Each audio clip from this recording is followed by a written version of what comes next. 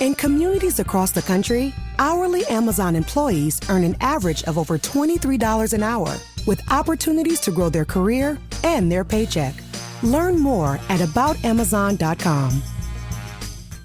With a detailed agent directory you won't find anywhere else, Homes.com is the only place to find the in-depth info home shoppers want. Very in-depth info. Looking for a listing agent's contact info? We've got it. The agent with the most sales in your price range? Easy. Specialized agents with all the up-to-date info on your dream neighborhood? We'll know them. A Pisces who enjoys long walks on the beach? You've got other sites for that. Homes.com. We've done your homework. When you haven't found love, it can feel like everyone else has. It's in every movie, every song, and all the PDA. Looking for love sucks. Thankfully, California Psychics can give you the guidance you need to find the one. We can guarantee if your reading isn't life-changing, it's free. And new customers receive 20 minutes for just $20. Visit CaliforniaPsychics.com and experience the joy of certainty. California Psychics. And now, here's the question. Hola, bitches. Good day to you and yours. All right, today is the day that we play Big Dummy, a game show that rewards you for your stunning ignorance. And here's how it works. You call us, we'll spin the category wheel. We'll spin it, dude. We will spin the category wheel, and then we'll ask you a question from that category. But here's where Big Dummy separates itself from your average, more reputable game show. We will continue to ask you questions until you get one right. Because as always, we want you to leave here smarter than you showed up. Now, so far this year, our biggest dummy is a two-way tie between the lovely and talented Danny and the equally lovely and talented Melody, both of whom thought tube socks was slang for a condom and found a way to answer 11 consecutive questions wrong. Can you do better? Of course you can. Everyone else has. So give us a call, and off we go on Big Dummy. Brought to you by our friends at Restoration Out at Advanced Hair Restoration. We're on fire today. Smooth today. Jesus Christ. If you would like to be a contestant and play Big Dummy, call 206-803-ROCK. Like the Men's Room on Facebook, follow us on X and Instagram at Men's Room Live. Send your emails to the Men's Room at KISW.com, and now watch the show live on YouTube at KISW Rock. To remind you that 60% of sales on Amazon come from independent sellers, here's John from Devil Dog Pet Company. We run our family business from Sterling Heights, Michigan, but we can reach customers all over the country thanks to Amazon. Good boy. Shop small business on Amazon. Homes.com has collaboration tools to help home shoppers search, share, and discuss home shopping with family, friends, and their agent directly through the site. Though it was fun to get that email from your husband about that 3-bedroom in the hills, to which you replied via text that you would never live in the hills and you'd like to find a 3-bedroom closer to the beach. To which he replied, "Why are you so uncompromising?" A fun way to spend an afternoon, but we think it's just a tad bit easier our way. Homes.com. Ding dong. We've done your homework. We know you're uncertain about psychics. Is this fortune teller you found on a forum legit? Your one true love is... Me! That's why California Psychics reject 98% of the psychics who apply to work with us. We guarantee if your reading isn't life-changing, it's free. New customers receive 20 minutes for just $20. So experience the joy of certainty at CaliforniaPsychics.com. Experience the joy of certainty. California Psychics. This episode is brought to you by PBS, home of Ken Burns. Ken Burns films aren't just documentaries, they're national events. And his latest, The American Revolution, is the one you've been waiting for. When you think American Revolution, you probably picture tea crates in Boston Harbor, founders signing documents in Philadelphia, redcoats marching into battle. But Ken Burns, along with Sarah Botstein and David Schmidt, takes us so much deeper. This was a revolution that was bloody, complicated, and unbelievably consequential. It's a story of people, some you know and many you don't, who risked everything to change the course of history. Their fight for independence lit a spark for freedom that still burns today. George Washington called it the cause of mankind. And John Adams wrote to his wife Abigail, "Posterity, you will never know what it cost us to preserve your freedom." With the American Revolution, Ken Burns and his team bring us a story that's vast, human, and deeply relevant. A story that belongs to all of us. Check out The American Revolution. Premieres Sunday, November 16th at 8, 7 Central on PBS and the PBS app. I can't wait to watch. Why do I shop at Bob's Discount Furniture? I love saving money. Seriously, Bob's has top quality pieces like beautiful leather sofas and real marble dining sets for a fraction of what you pay at the other stores. Oh, and the best part? You can bundle a sofa and love seat or a 4-piece bedroom set or a mattress and power base and save even more money. If you want to love your home, love your furniture, and save major money, shop at Bob's. 99.9 KISW. Oh, but tell us away we go. Welcome to the 20th anniversary season, episode number 4,427. What a large and a charge program we have for you today. Guaranteed future repeat. The head chef is back in the house. Yeah. Ted's Meat and Potatoes goes to the movies today. Let's go to the movies. 16 most famous food scenes in movies. Food scenes. Correct. Does this include porn or just standard movies? Just standard movies. Okay. But you can still put your penis in a pie, right? Yeah. Is that on there? That's gotta be, dude. Yeah, American Pie did not make the list. Really? Took me a second to realize what you were talking about. Yeah. Well, this is more people eating food. Okay. Fair. Not doing Well, somebody stuff still with ate that pie, I bet. They didn't. Didn't they get it from Costco, I believe? Maybe so. I think they did. Harry Like the movie met Sally? See? Now you're thinking correctly. Okay. All right. Okay. There's a couple classics in there. She faked an orgasm where he actually placed his penis in the pie. Come on, Miles. Right. And there's a couple in there that we will know and love. I don't know if Mike will know the movies because they're a little bit older, but yeah, just classic scenes. Some are children's movies. Some are just uncomfortable scenes. Okay. But the food is a very important part. Yeah. I don't go through like food. Christmas Vacation, they try to cut into the turkey and it goes, crumbles and all crunching on So Christmas Vacation, not on the list, but in that same realm. We are terrible at this. They're, a very funny movie that has a very famous food scene. Okay. Hamburger Helper? No, none of the vacation movies. All right, Think more of like a giant We're piece bad of, at it. not a piece of meat. A giant piece of meat. Yeah. Or maybe Dogs in Love. Oh, Oh, God. sucking the noodle. That came out Sucking the very. noodle. Jesus Christ! I could not You think of guys the seem a movie. little round up That's today. Disney's original name. Sucking the noodle. Sucking the noodle. You ever see a dog sucking noodle? Test audiences said, what? Sucking on a noodle. Yeah. Pool noodle. Chili dog. Still makes no Yeah, sense. but so these are very famous scenes. Like I said, some of them are funny, some are kids' movies, some are just comedies. That the scene is very iconic, and then there's one from a movie I love, but the scene is just terribly uncomfortable, but it involves food. Okay. Okay, very good. Head Chef coming up until 4:30. Also, if you happen to miss our announcement yesterday, Men's Room Holidays Holiday Porter is back with notes of rum, chocolate, vanilla, orange peel, and the holiday spirits. And beer. Inspired by Grandma's rum balls. How about that? Why wouldn't it be Grandpa's? It's Grandma's rum balls. Because Grandma makes the sweet stuff, Granddad cooks the turkey. I'm and the just saying, ham. what if Grandpa made the balls? It'd be Grandpa's. Yeah. Only on draft, of course, a portion of the net proceeds benefit our friends at the 3 Fisher House locations. So we'll let you know some of those locations where you can find it on tap. Eventually, we'll get the full list up there for you at KISW.com. Today is the day we play the game known as Big Dummy. It's an easy game to play. We'll spin a category wheel. You are either on Team Sober or Team Not Sober. And so far, our biggest dummies, Danny and Melody. That took 11 questions to get one right. And as we do when we play Big Dummy, we like to do a little poll. The last time we asked you if you could get something free for life, what would you get? As there has been a spike in old-fashioned food, so to speak. Right. In other words, the stuff we used to buy when we didn't have any money. Correct. But it's making a resurgence, and I think we all know why. So your choices, frozen burritos, TV dinners, canned soup, hamburger helper. Here's how the voting went down. Coming in at 4th place, free for life, 15% said, I'll take the hamburger helper. Really? Yes. Huh. I thought that would do better. With all the different I flavors. think it has to do with more of preparation. Yeah, as far as convenience goes. Like if you're going to make something. Right. It's not instant. It's not quick. You got to put it in a pan. You got to make the I hamburger. will say hamburger helper is pretty easy to make, though. Yeah, it's not complicated. I mean, you just got to brown the meat, drain it, put the stuff in there, and cover it up. See, my money says don't drain it. Don't drain it? Don't drain it. Leave the grease in. It's hamburger helper. You need all the help you can get. Seriously. Yeah, but sometimes it makes an extra layer of grease that's just unnecessary. Okay. It makes enough grease on its own. Dude. Unnecessary grease.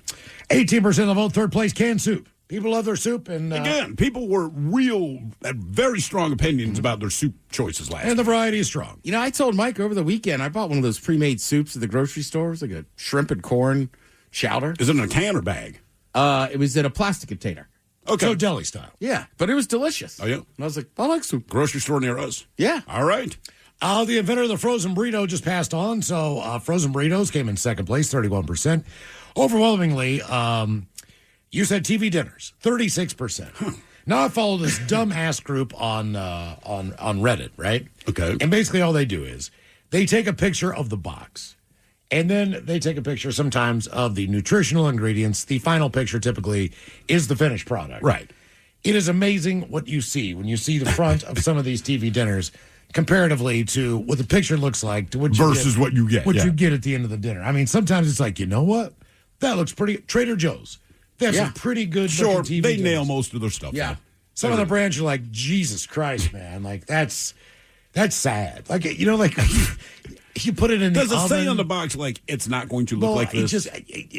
I just can't imagine if I look down and I realized that was my dinner for tonight. And I like TV dinners. There are a lot of very good ones. On the flip side, there are a lot of really bad ones. Yes, there are. And I'm learning this just from watching these posts that come up. And, I mean, you would just look at some things and just go like, what have I done with my life? Right. What has gone wrong? It looks so good. There was a steak on the front, and now this is just this is unbelievable. That is not steak. That's just meat. Yeah. They've got one that's just basically the inner workings of a McRib. Oh. It's like a barbecued pork steak with mashed potatoes and corn. How bad? But it has the ridges in it, just like a McRib. That's what makes me uncomfortable. Like, look, man, just call it the McRib. Don't try to make it look like ribs. Somehow, I just find that... they're riblets, right? But we don't eat the bones, so you don't need to act like it has bones. Here's what I've learned. Typically, if you're buying a frozen meal, if you buy anything Asian, noodles, rice, any of that stuff, it's pretty good. It looks pretty good. Yeah. Italian the same way. Lasagna, baked it's easy ziti, stuff, yeah. All those things, they're not too far off from what you see. When you go to meat is when it seems to kind of go sideways. Or multiple items in one TV dinner. So where you have like a brownie, you have corn, you have different sectioned off things. Right. That are all getting cooked at once. And then you look at that thing and you're like, man. Yeah. This week on the poll, we are inspired by one French student, Oscar Delate. Oscar Delate. He covered more than 93 miles total with his bicycle wheel up. He did a wheelie for 93 miles. Well, a little caveat there. The student has shattered a world record by riding the bike wheelie for more than 93 miles, not once letting the front wheel touch the ground. He's a 19-year-old engineering student. He pulled off the feat over 6 hours and 31 minutes on an indoor track in the French spa town of Vitel. He completed 752 continuous laps and smashed the previous record by more than 43 miles. Damn! Why endure such a challenge, you might ask? The answer is simple. He says, because it's fun. He admits. Is there any other reason that you do a wheelie? He does admit that his gooch and butt were painful for a week afterward. And while it may seem like an odd pursuit, he's no stranger to wheelie records. He already owned the titles for the longest one-handed wheelie and the longest continuous wheelie without the front wheel. Though he notes the latter is a bit easier since there's less weight to lift up. Sure. As far as your balance goes. Does that not count as a unicycle? Well, I mean, it's still the bike, you know. I mean, it's one-wheeled. For his latest and most high-profile mark, he trained for more than a year, 10 to 15 hours a week. His record-breaking setup was quite typical. A Rose commuter bike with a flat bar and slick 50-millimeter wide tires. The only modification was adjusting the seat so he could sit down as he attempted the record. Yeah. But he did wear a camera strap to his chest just to prove it really happened. He did not wear any fancy cycling shoes, people. He did not clip in. He wore Nike basketball high tops. That sounds about right. Over the 6.5 hours, he averaged a speed of 14 miles an hour. Damn. And they say that's rather remarkable. It is. That's crazy, man. So we're going to be inspired by this guy popping a wheel. Could you pull wheelies on your bike, man? And sustain them for any amount of time. I could never freaking do it. It pissed me off. No. My buddy Brad, he did it all the time. So like 4 of you riding your bike. Like Brad would just ride on one wheel. He's not going to break that record, but he'd ride on one wheel. I would try. It never worked. And the other two guys, they could make it maybe 40 yards or so. Have you guys seen the stunt guys that kind of like dip in and out of traffic with one wheel? Yeah. Almost hit people and then veer off to the last second. Well, look, I never did wheelies, but like doing wheelies up and down the street and kind of in the hood was a big deal. Yes. So when I was a janitor, like I'm the white guy on that crew. And one night we were playing cards, which we played cards at lunch. And these guys were all in their 40s. I was like 19. All right. And they got into an argument over who could do the best wheelie. And on Friday, they brought in their bikes. We all finished up as quick as we could. And they had like wheelie contests in the garage. Look, there's high school kids in Baltimore. Now, granted, they have dirt bikes. Right. So the front's not as heavy as a street bike. But that's all they do. But, they ride together in groups, and they just ride all over town, and they pop a wheelie 80% of the time and ride. Oh, yeah. Absolutely. I mean, that's just what they do. But if you have a street bike... 12 o'clock boys. It's very heavy in the front. And I've had people pass me on, like, Yamahas or Hondas or Kawasaki street bikes on I-5 that go by me doing a wheelie. Yeah. And they're still doing a wheelie when they're out of my vision. Uh-huh. So, I mean, you can either do one or you can't. I don't know that that's the safest thing, but well, it's not. I've been the passenger on I-5. One of those guys passed us, and we got back up to him, but like rolled down the window. Yeah. It was just right. He was like, "You want to get another one?" We were like, "Please." Yeah. He popped on tore off again. So you can either do it or you can't. It's one of those. Yeah. It's like when I was a kid. Maybe not the best at popping wheelies, but I would spend hours in my room because of the Harlem Globetrotters and probably, I don't know, Curly or somebody who could spin a basketball It was Curly. on his finger forever. So I just sit there, thump, thump, thump, thump, thump, thump, get it burning, get it going. I could do that for hours. I mean, it was one of those things at the time I could do. Sure. I practice it all the time. No reason to be able to do this other than if it was ever a basket. Any ball The I picked up. self-satisfaction of doing it, man. Yeah, like your kid kicks the ball, does all the different stuff. Constantly, Dribbles the ball so it doesn't touch the ground, soccer style. Oh, that's his big thing now. Just juggling. Mine was... Juggling, dude. I want to say he got up to 47 about 2 weeks ago. He averages about 28 before it finally falls off of his foot. Yeah. But he's out in the living room. I'm just trying to watch TV, but he insists that I watch this. And he was very good at it. Like, at this point, I was super impressed. Yeah. Like, all right, Miles could do one I can't do. what's that? Because he played quarterback, where you just throw the football on the ground and it bounces right back to you. Oh, God, that irritates me, man. Every time I try, that thing just shoots off somewhere. Well, right before I went into junior high, we had community basketball leagues. We were playing in a pretty decently important game. So I've been, doing it. But I just, in my mind, if I picked up a basketball, I just spun it. And I was shooting a couple free throws, right? But there was a substitution or whatever, when everybody lined up on the free throw. So I'm spinning the ball in my finger, zzz, just waiting for the ref to, bring the game back in. Yeah. So I make 2 free throws. Coach calls timeout, pulls me out of the game. He's like, "What are you doing hot dogging it out there?" That was the era that I was in. You know what I'm saying? As far as playing basketball goes, like, are you just going to spin the ball with your finger? You're going to worry about the free? Like, I made them both. Like, dude, what never says it, man. It was just a habit of mine. Right. It's just something you're doing. You're not showing off. Pick the ball up. And start Yeah, spinning it's on my hot finger. dogging. I was hot dogging. We don't need that, Montgomery. Yeah, you get out of here. Miles Hot Dog Montgomery. Sit on the bench so we won't score for a while. Noodle sucking So son I'll of a put you bitch. back in when we really need you. Yeah, so I was just like, you got to be kidding me, DeSantis. What are you talking about? I was like, Do you think you could do it on your penis? No, Jesus. I'm just saying, if you had an The erection. Globetrotters never did that. You don't know that. They did not do it, obviously, in front of the kids, but they had to be in the locker room at some point. Like, Curly's like, guys, look. Yeah. So the first skill you've got by absolutely no practice is you can do a wheelie. Bicycle, Correct. motorcycle, whatever you want to do, you do a wheelie. Next skill is from this story. As they say, world-renowned high-wire acts Nick Walinda and his sister Lejana succeeded their attempt in the first ever crisscross skywalk during University Town Center's Santa's Grand Arrival Parade and Christmas tree lighting this past Saturday. All right. Seems a little early How for high a up are Christmas they? parade. Pretty well up there. Now, as they say, this is in Sarasota, Florida. The holiday season kicks off on the Sun Coast with festivities starting at 4. The wire walk will take place at 6.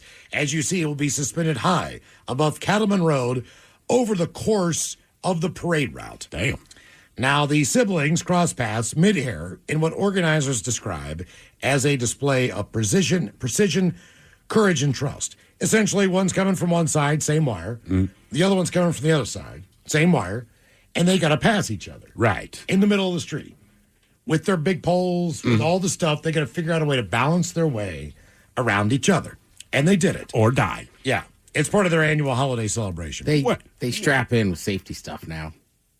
That does kind of take the punch. Look, I understand what they're doing is absolutely remarkable, but if I know you're not going to die, and that sounds terrible, but that takes away kind of the excitement of it. Right. Yeah. Because that one dude in Puerto Rico, right? That's great-grandfather, grandfather, right? Yeah, his ass wasn't strapped in. He is no longer with us. No. Because he didn't keep his balance. But that's part of the reason you watch. There's right? a plaque. Correct. There's a plaque down there by the Chili's. How big is the plaque? Cover everywhere. It's just a plaque for next to the Chili's. Damn. Well, the Chili's in Puerto Rico.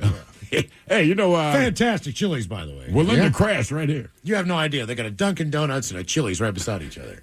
You want to talk about prime location down there in Puerto Rico, man? Especially That's living. I woke up in the hotel where my grandmother used to live in the hotel, so I stayed there.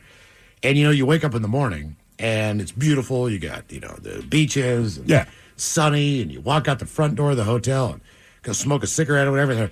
There's a freaking Dunkin' Donuts. I mean, right across a cobblestone street, and a Chili's open for breakfast with an outdoor deck. You're like, this is breakfast. This is Chili's does everything. I did not know that. Down in Puerto Rico, they have a completely different menu. We need one in Puerto Rican Chili's. They do the standards, but they still do they'll do plantains and just some of the more traditional food items they got down there.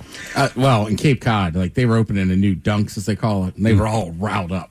Oh yeah, like it's in the old bank building. Mm-hmm. You talking about the new Dunks? Weird thing is, donuts taste the same. Everything tastes the same. Absolutely, Dunkin' Donuts. So the performance comes in the wake of the high wire incident in 2017, where Lejana tumbled about 35 feet up. And basically, she broke her back, she broke her shoulder, she messed up her face during the rehearsal for the 8-person pyramid stunt to break a Guinness World Record. Something went awry. Everybody fell. You have to see the video of this. It is, and she's at the top of this bad boy. She takes a neck shot off the wire, spins her body around like she's in like over, Homer falling down a mountain, going all the way down to the bottom of this thing. Not good, but you can walk a high wire. All right. Now some people I've seen practicing this, like in Green Lake, where they put the actual. It's maybe 4 feet off the ground. No, it's like slackliners. Yeah, one, but it's still impressive. No, I can't do it. I can't do it. I got a better chance of doing a wheelie. It's like watching those guys who know how to hacky sack. You think you should jump in. You're like, nope. Don't do it. Nope, this is not me. Next up on the list, you can do a backflip. Nice. A standing backflip. Now, here's the story. After the Savannah Bananas baseball player, whose Georgia-based team is known for their on-field acrobatics, he botched a backflip during a live CNN broadcast. He peeled back the embarrassment of the moment with a quick message. Guys, for the record, you have my full permission to laugh. I cannot laugh every time I watch it, too. It's hysterical. It's crazy. And while the 26-year-old was able to embrace the humor of the moment, he also explained what happened on the morning show. He says, for those of you that don't know me, I do flips all the time. Catching a baseball, mind you. A couple months ago, I was on ESPN headquarters on the NFL Live. I caught a football on live TV doing a backflip. I've done tens of thousands of backflips in my life. I had zero reason to doubt my abilities. But as the athlete noted, he's used to doing acrobatics on the field, not in a TV studio. For watching it, I mean, he does. Ow. He says when you do a flip, you're looking for the ground while you're rotating. I remember jumping back and seeing a bright light on my face, and the floor itself was very light. I kind of just lost where I was in the air and wound up under-rotating, plus my feet slipped. Yeah, the next thing you know, I'm on the floor. I'm rattled. I was pretty confused on where I was. Beyond the confusion, I also realized that I had blood dripping down my face, which had hit the floor. Yeah, it was like because you landed on it. I ended up getting several stitches in my lip and my chin. Fortunately enough, there was a doctor in the building, so I got checked out. Aside from that and my damaged pride, I didn't sustain any actual serious injuries. I will say, it's awesome when those dudes do a backflip and catch a fly out. Yeah. So you could do a backflip. All right. And fourth off, just because you can juggle. I can juggle. So without having to practice, without having to do anything, you can just do one at any time. Backflip. You can do a wheelie, you can do a high wire act, backflip, or juggle. So you're taking a backflip. 100%. Okay. I can juggle, but I can only juggle 3 things. I want to be able to juggle 7 things. I would just sit outside and be like, how much money if I do a backflip? There's no way anybody looks at the me way and you're goes, built. Yeah, nobody goes, $100. Yeah, son of a bitch. Like I'd quit tomorrow. I think I'd do a wheelie. Backflip guy. I'd do a wheelie. Yeah, wheelie would be next. Because I have a scooter. Could you imagine someone passing you on a? I would laugh my ass off. Beep beep beep beep beep, doing a wheelie. That's our Men's Room poll, and you can vote now if you follow us at X at Men's Room Live. In communities across the country, Hourly Amazon employees earn an average of over $23 an hour, with opportunities to grow their career and their paycheck. Learn more at aboutamazon.com. Homes.com is the only place where you can find specialized neighborhood guides with the in-depth insider info home shoppers want. Very in-depth info. Want to know if there's homes for sale in the area? We've got it. How long has a home been on the market? We'll know it. Average lot size? Uh-huh. Proximity to local parks? Of course. Insight into your neighbor's divorce? We're working on it. Homes.com. We've done your homework. When you haven't found love, it can feel like everyone else has. It's in every movie, every song, and all the PDA. Looking for love sucks. Thankfully, California Psychics can give you the guidance you need to find the one. We can guarantee if your reading isn't life-changing, it's free. And new customers receive 20 minutes for just $20. Visit CaliforniaPsychics.com and experience the joy of certainty. California Psychics. This episode is brought to you by PBS, home of Ken Burns. Ken Burns films aren't just documentaries, they're national events. And his latest, The American Revolution, is the one you've been waiting for. When you think American Revolution, you probably picture tea crates in Boston Harbor, founders signing documents in Philadelphia, redcoats marching into battle. But Ken Burns, along with Sarah Botstein and David Schmidt, takes us so much deeper. This was a revolution that was bloody, complicated, and unbelievably consequential. It's a story of people, some you know and many you don't, who risked everything to change the course of history. Their fight for independence lit a spark for freedom that still burns today. George Washington called it the cause of mankind. And John Adams wrote to his wife Abigail, "Posterity, you will never know what it cost us to preserve your freedom." With the American Revolution, Ken Burns and his team bring us a story that's vast, human, and deeply relevant. A story that belongs to all of us. Check out The American Revolution. Premieres Sunday, November 16th at 8, 7 Central on PBS and the PBS app. I can't wait to watch. Why do I shop at Bob's Discount Furniture? I love saving money. Seriously, Bob's has top quality pieces like beautiful leather sofas and real marble dining sets for a fraction of what you pay at the other stores. Oh, and the best part, you can bundle a sofa and love seat or a 4-piece bedroom set or a mattress and power base and save even more money. If you want to love your home, love your furniture, and save major money, shop at Bob's.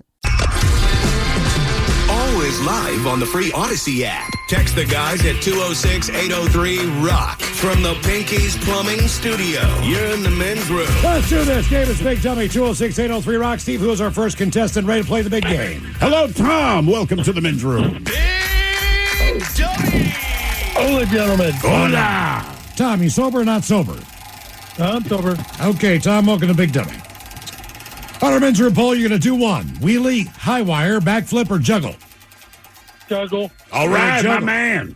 You could juggle anything. You could juggle knives. I can't do that. I tried batons. Man. Like I would never try sound that. stupid. I can juggle balls. I can juggle eggs. Anything that's kind of round. Juggle Rubik's Cube. I know, Ted. There's no other way to put it. Well, don't the people juggling start balls, don't man. start. A lot of people start with pins.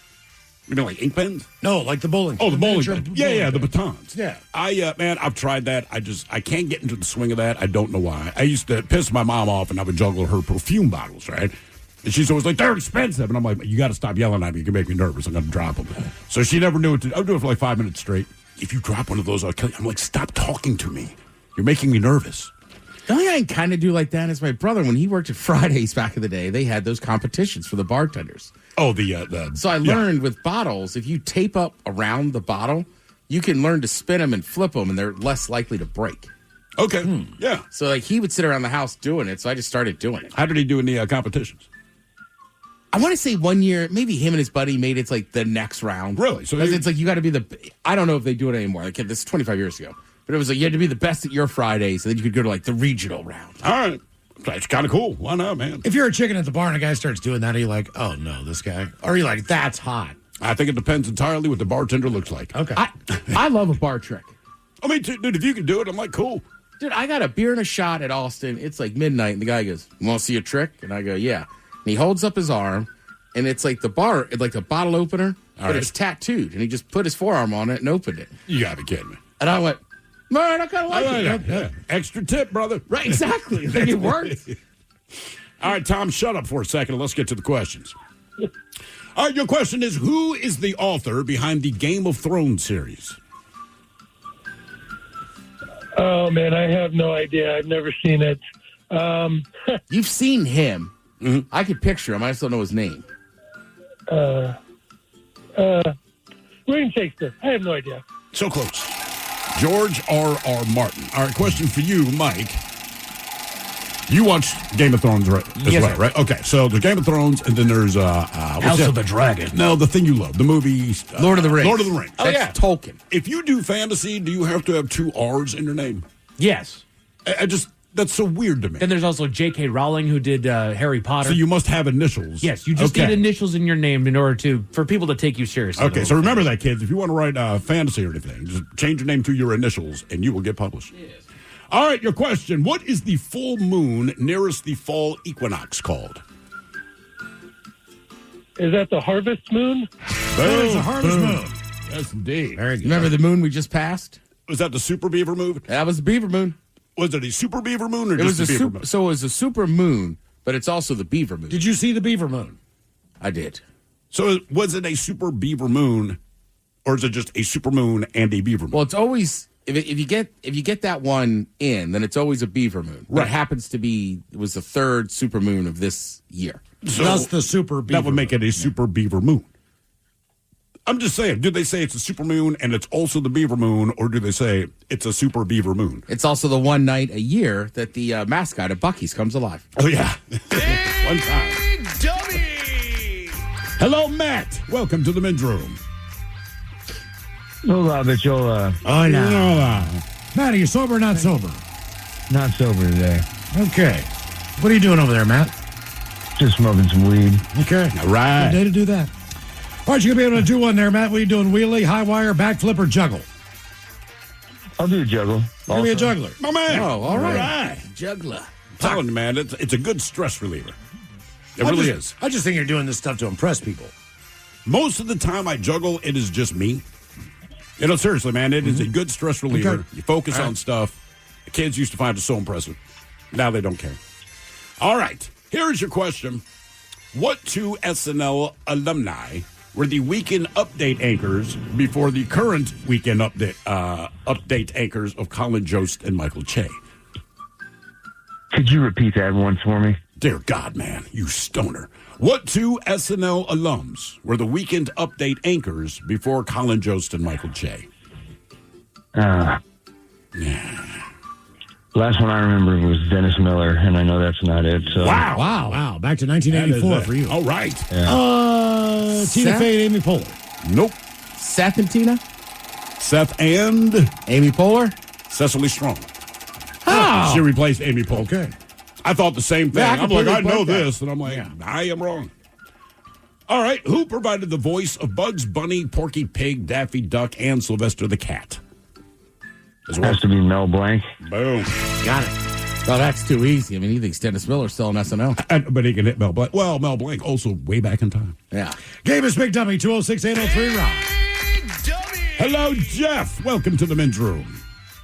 Tell your girl and your Johnson. Hola. Hola, Jeff. My guy. Jeff, are you guys? What's up? are you sober or not sober today? Team not sober. We can never tell with you. Would you find some cocaine, Jeff? Maybe. Who wants to know? All right. Nobody important. Maybe. All right, tell you going to do one. Will you do the wheelies, high wire act, backflip, or juggle? I've always been impressed with the people that can just do a backflip off the ground. They're going to go backflip. Backflip it is. Although results could be devastating. Well, we've met you, man. You have the frame, I think, to be a guy that can pull off the backflip. Surprisingly, as everybody you say you don't remember, I'm surprised you remember me, but it's like, yeah, I could. You maybe. scream, your I- girl, and your Johnson every time we hear from you. Yeah, I remember you, man. Okay, fair enough.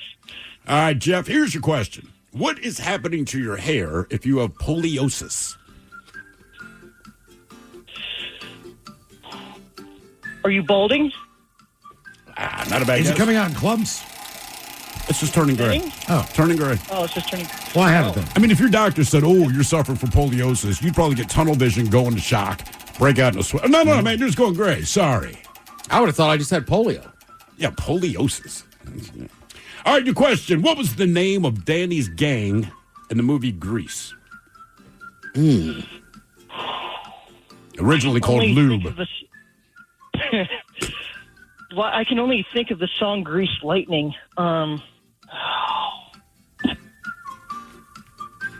Any ideas? So it's the name of a car. Was it the name of the car? I was going to say it's the name of the car. Uh-huh. The car's yellow and not yellow. It's Is the it car's Mustangs? white and red. Not the Mustangs. No, it's an Thunderbirds. old car. It's like Yeah. It is Thunderbirds. Thunderbirds. Also the name of the fortified wine. Wonder if they still make that. What, Thunderbird? Yeah. I don't know, man. They should. I know it sounds stupid, but just coming from the East Coast, like, it's popular, man. Like, there's definitely demand for it. I'm sure they make it. You just got to be in the right area to find it, or bad area. I was going to say, if you're in a place you feel really uncomfortable, you can probably find Thunderbird. All right, your question. What is the length of a U.S. senator's term? You get elected to the Senate, how long you get to serve?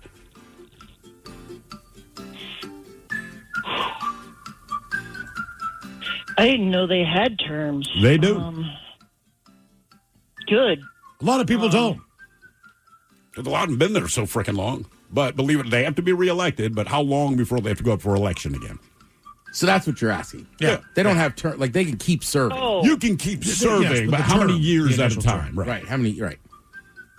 Ooh. It's either 2 or 4. I'll go ahead and spend that for you. 6. Yep. Yeah, 6. But there is no Oh. term limits. There's no keep term winning. limit, but sure. I want to say the House is 4. And the Senate I is think 6. you're right. I think you're right on that. Bad news, man. They discontinued Thunderbird. Jesus. When? When do they Could you discontinue? just wait till after the show? Sorry. Before you hit us with this news? Because I still plan on going out and not buying it, Ted. Come on, man. You have 3 hours to go now. God. Jesus Christ. Maybe not. Okay, then. There's hope. All right. They relaunched Thunderbird in 2000s. All right. I don't know. I would say, Miles, did you wear a Thunderbird shirt? Just saying, if they discontinued that. Don't mess with me. All right. What kind of Thunderbird are you talking about? We're talking. Have you never had Fortified the drink, wine. Thunderbird? It's kind of like Boone's Farm or Mad Dog 2020. But worse. Oh, yeah. I didn't know that was a thing. I've had Mad Dog, but Look, I'll take your word for it it. comes in about 23% or somewhere in there. It'll get you where you need to go. It's kind of like that Cutwater. I mean, it just gets Yeah. you there quick. Real quick. Kind of like, what was it, Four Loko. I cannot believe they sell that crap in bars. I know. But I'm just they like, do. Jesus, man, it should have a warning label on it. Cutwater? Yes. Yeah. Yeah, agreed. Yes. I mean, that stuff is, it hits you quick. I mean, it's a canned cocktail, so in theory, Sure. it's like having a cocktail. But you're right. Some of them are very strong, and I'm shocked people just suck them down. I feel like that's the drink you have if your goal is to ride public transportation and want to talk to strangers. I was like, I mean, that's a perfect. new 1-800-DUI-away. Cutwater. Jesus Christ. Yeah. Don't even think about it. Do you have a drinking problem? Did you drink Cutwater? I mean, you do. I drink and can't take Cutwater. Yeah, I drink too. I mean, I've got Maybe a decent Steely's tolerance. not do enough for you? The problem is that some people that I have known don't think, and I think that's what that commercial's saying. You don't realize how strong some of those canned cocktails. So you drink it like a light beer. Yeah, they It's just keep not. crushing them. And then you have to help them home. All right, your question. The creature from the Black Lagoon once made a cameo as Uncle Gilbert on what TV show?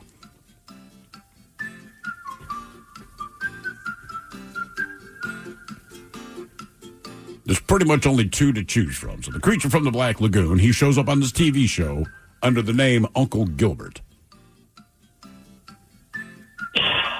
The Addams Family? The other one, the Munsters. Oh. I like really. I was going to say Love Boat. What? Jesus Christ. Fantasy Island. Yeah. Little does he know. Shows up with a Brady Bunch. Hey, I'm the creature from the Black Lagoon's Yeah, here. we're going to Hawaii. Look who it is. All right, your question. Which Beatle was once in a band called the Quarrymen? The Quarrymen, sorry. They dig rocks. The Dig Rocks, is that a drug? Is that like a hit to drugs? No. Well, I think it was- Quarrymen, they're like, if you work at a quarry, you're probably You're digging dealing rocks. with rocks. They kind of had a rock sound to them. That was the idea.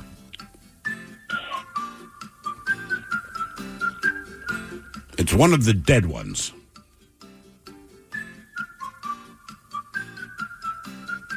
John Lennon? There you go. Nice How one. you doing, guys? Nice Yeah, one. man. Quarrymen. Game is Big Dummy 206-803 Rock. Hello, Morgan. Welcome to the men's room. Hola, bitches. Hola. Morgan, are you sober or not sober? Not sober. What is going on today? Everybody's got the day off. Morgan, what are you doing over there? He didn't say he had the day off. He just said he's not sober. Hey, Strong I work point. Friday, Saturday, Sunday. What's are you drinking or smoking? Drinking. I was Okay. about to smoke. What's your drink of My choice? girlfriend blew the freaking power. Space dust. Okay. Oh, All that'll right, get you well, there, too. Good luck on that. Why did your girlfriend blow the power? And buzz balls. Because I got the heater on in here, and then she's blow drying her hair, and it snapped. Hopefully the hair on her head, yes. Yeah. Yeah. Feel that. All right, our men's room poll. What do you do? Sorry, I got distracted. He is right. Like, I never. The hair dryer, yeah. Yeah, flip the breakers in my place. But, like, I had family in town. They're using hair dryers. They got the portable AC on and everything. Jesus. And they did it like 3 times. Like, you can't do this all at once. I know. Just spread it out, guys. Morgan, and you could do one. Are you doing a wheelie, high wire act, backflip, or juggle? I think I like juggling. Juggling. All right. Do that anywhere. Okay. Yeah. All right, Morgan. Sweet. You have fun juggling. When I walk by and do a backflip, the crowd's following me. You think so? Well, I can already backflip, so I'll backflip while I'm juggling. Can I'm on you a high backflip, wire. man?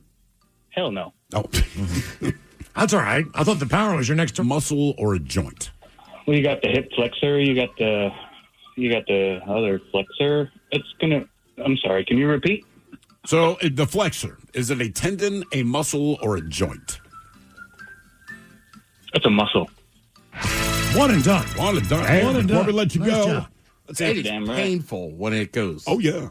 50-50 question for you. $20 bills or $100 bills. 80% of all U.S. currency in the world is which?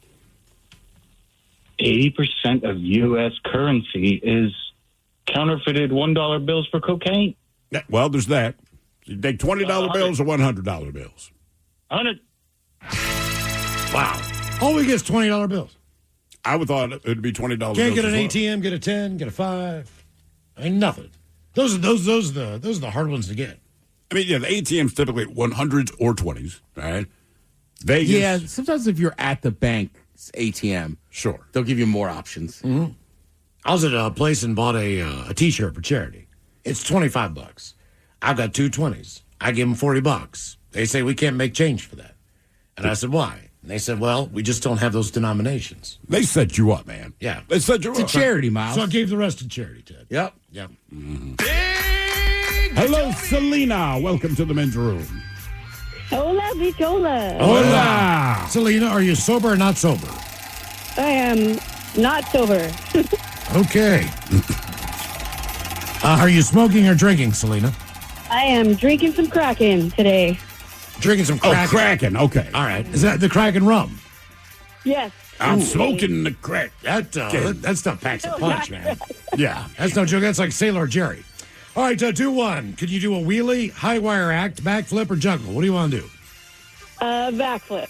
A backflip. All right. Yeah. Backflip. All right, Selena, your question. Okay. What gland do all mammals have? What gland? What gland do all mammals have? I'll say pituitary. It's in the name, the mammary gland. Oh, the mammary Hence, gland. mammals. Uh-huh. Yeah. That's how we got her name. They were going to call us the boobles, but they went with me. All right, Selena, how many Oscars was the film The Sixth Sense nominated for, coincidentally? Oh, yeah. 2? 6. Oh. Coincidentally would be the clue. I mean, I threw it in there. I get it. Bless you, Ted. Bless you, Ted. Sorry. You germ-spreading son of a bitch. It's warm in here. All right, Selena, what very famous author sometimes writes under the pseudonym Richard Bachman? Richard Bachman. I've very famous. See, he wrote The Running Man. He wrote Did he write The Thinner. Running Man? He wrote The Running Man. He wrote Did not know. Thinner. Shawshank Redemption. No. He did not write that. I don't believe so. I thought he did. I think he wrote that under his normal name. Oh, okay. I got you. I don't know. The Long Walk. Who's a The very Long Lost famous Day. author. Very famous. I don't believe he goes by Richard Bachman anymore. That because everyone figured it out. Yeah. Tom Clancy? I don't know. That's not a bad guess. All right. He's a famous author. Stephen King. Okay.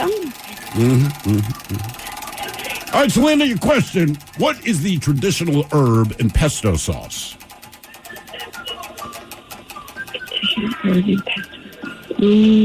Parsley? Basil. Basil. Selena, do us a favor. Hang on the line. We got to go to break. Get yourself smart. More of Big Dummy coming up. If you'd like to be a contestant, 206-803-ROCK. To remind you that 60% of sales on Amazon come from independent sellers, here's John from Devil Dog Pet Company. We run our family business from Sterling Heights, Michigan, but we can reach customers all over the country thanks to Amazon. Good boy. Shop small business on Amazon. Homes.com has collaboration tools to help home shoppers search, share, and discuss home shopping with family, friends, and their agent directly through the site.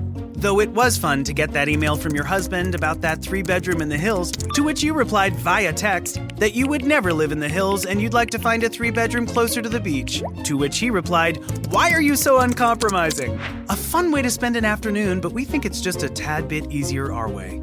Homes.com. Ding dong. We've done your homework. This episode is brought to you by PBS, home of Ken Burns. Ken Burns films aren't just documentaries, they're national events. And his latest, The American Revolution, is the one you've been waiting for. When you think American Revolution, you probably picture tea crates in Boston Harbor, founders signing documents in Philadelphia, redcoats marching into battle. But Ken Burns, along with Sarah Botstein and David Schmidt, takes us so much deeper. This was a revolution that was bloody, complicated, and unbelievably consequential. It's a story of people, some you know and many you don't, who risked everything to change the course of history. Their fight for independence lit a spark for freedom that still burns today. George Washington called it the cause of mankind. And John Adams wrote to his wife Abigail, "Posterity, you will never know what it cost us to preserve your freedom." With the American Revolution, Ken Burns and his team bring us a story that's vast, human, and deeply relevant. A story that belongs to all of us. Check out The American Revolution. Premieres Sunday, November 16th at 8, 7 Central on PBS and the PBS app. I can't wait to watch. So I made the new Eggo protein waffles the other day for my kids, and they couldn't believe how good they tasted, or that they were packed with protein. They have the same great Eggo taste we all know and love, plus 20% of your daily protein. They seriously taste amazing. Whether it's part of your breakfast before school or a quick bite before practice, new Eggo protein waffles and pancakes are an easy way to keep everyone happy. Head to your local grocery store to fuel your morning with Eggo protein waffles and pancakes, available at retailers nationwide. No matter why your clients give, their donations can do so much more with a donor-advised fund from DAF Giving 360. They can donate cash, publicly traded securities, or other non-cash items like real estate and even crypto, while recommending grants at any time. DAF Giving 360 can offer you over 25 years of expertise, bringing donors, financial advisors, and even charities together to make a greater impact. Learn more at dafgiving360.org/advisors. dafgiving360.org/advisors.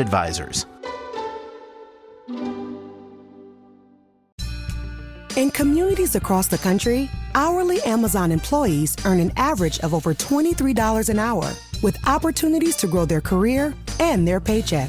Learn more at aboutamazon.com. When you haven't found love, it can feel like everyone else has. It's in every movie, every song, and all the PDA. Looking for love sucks.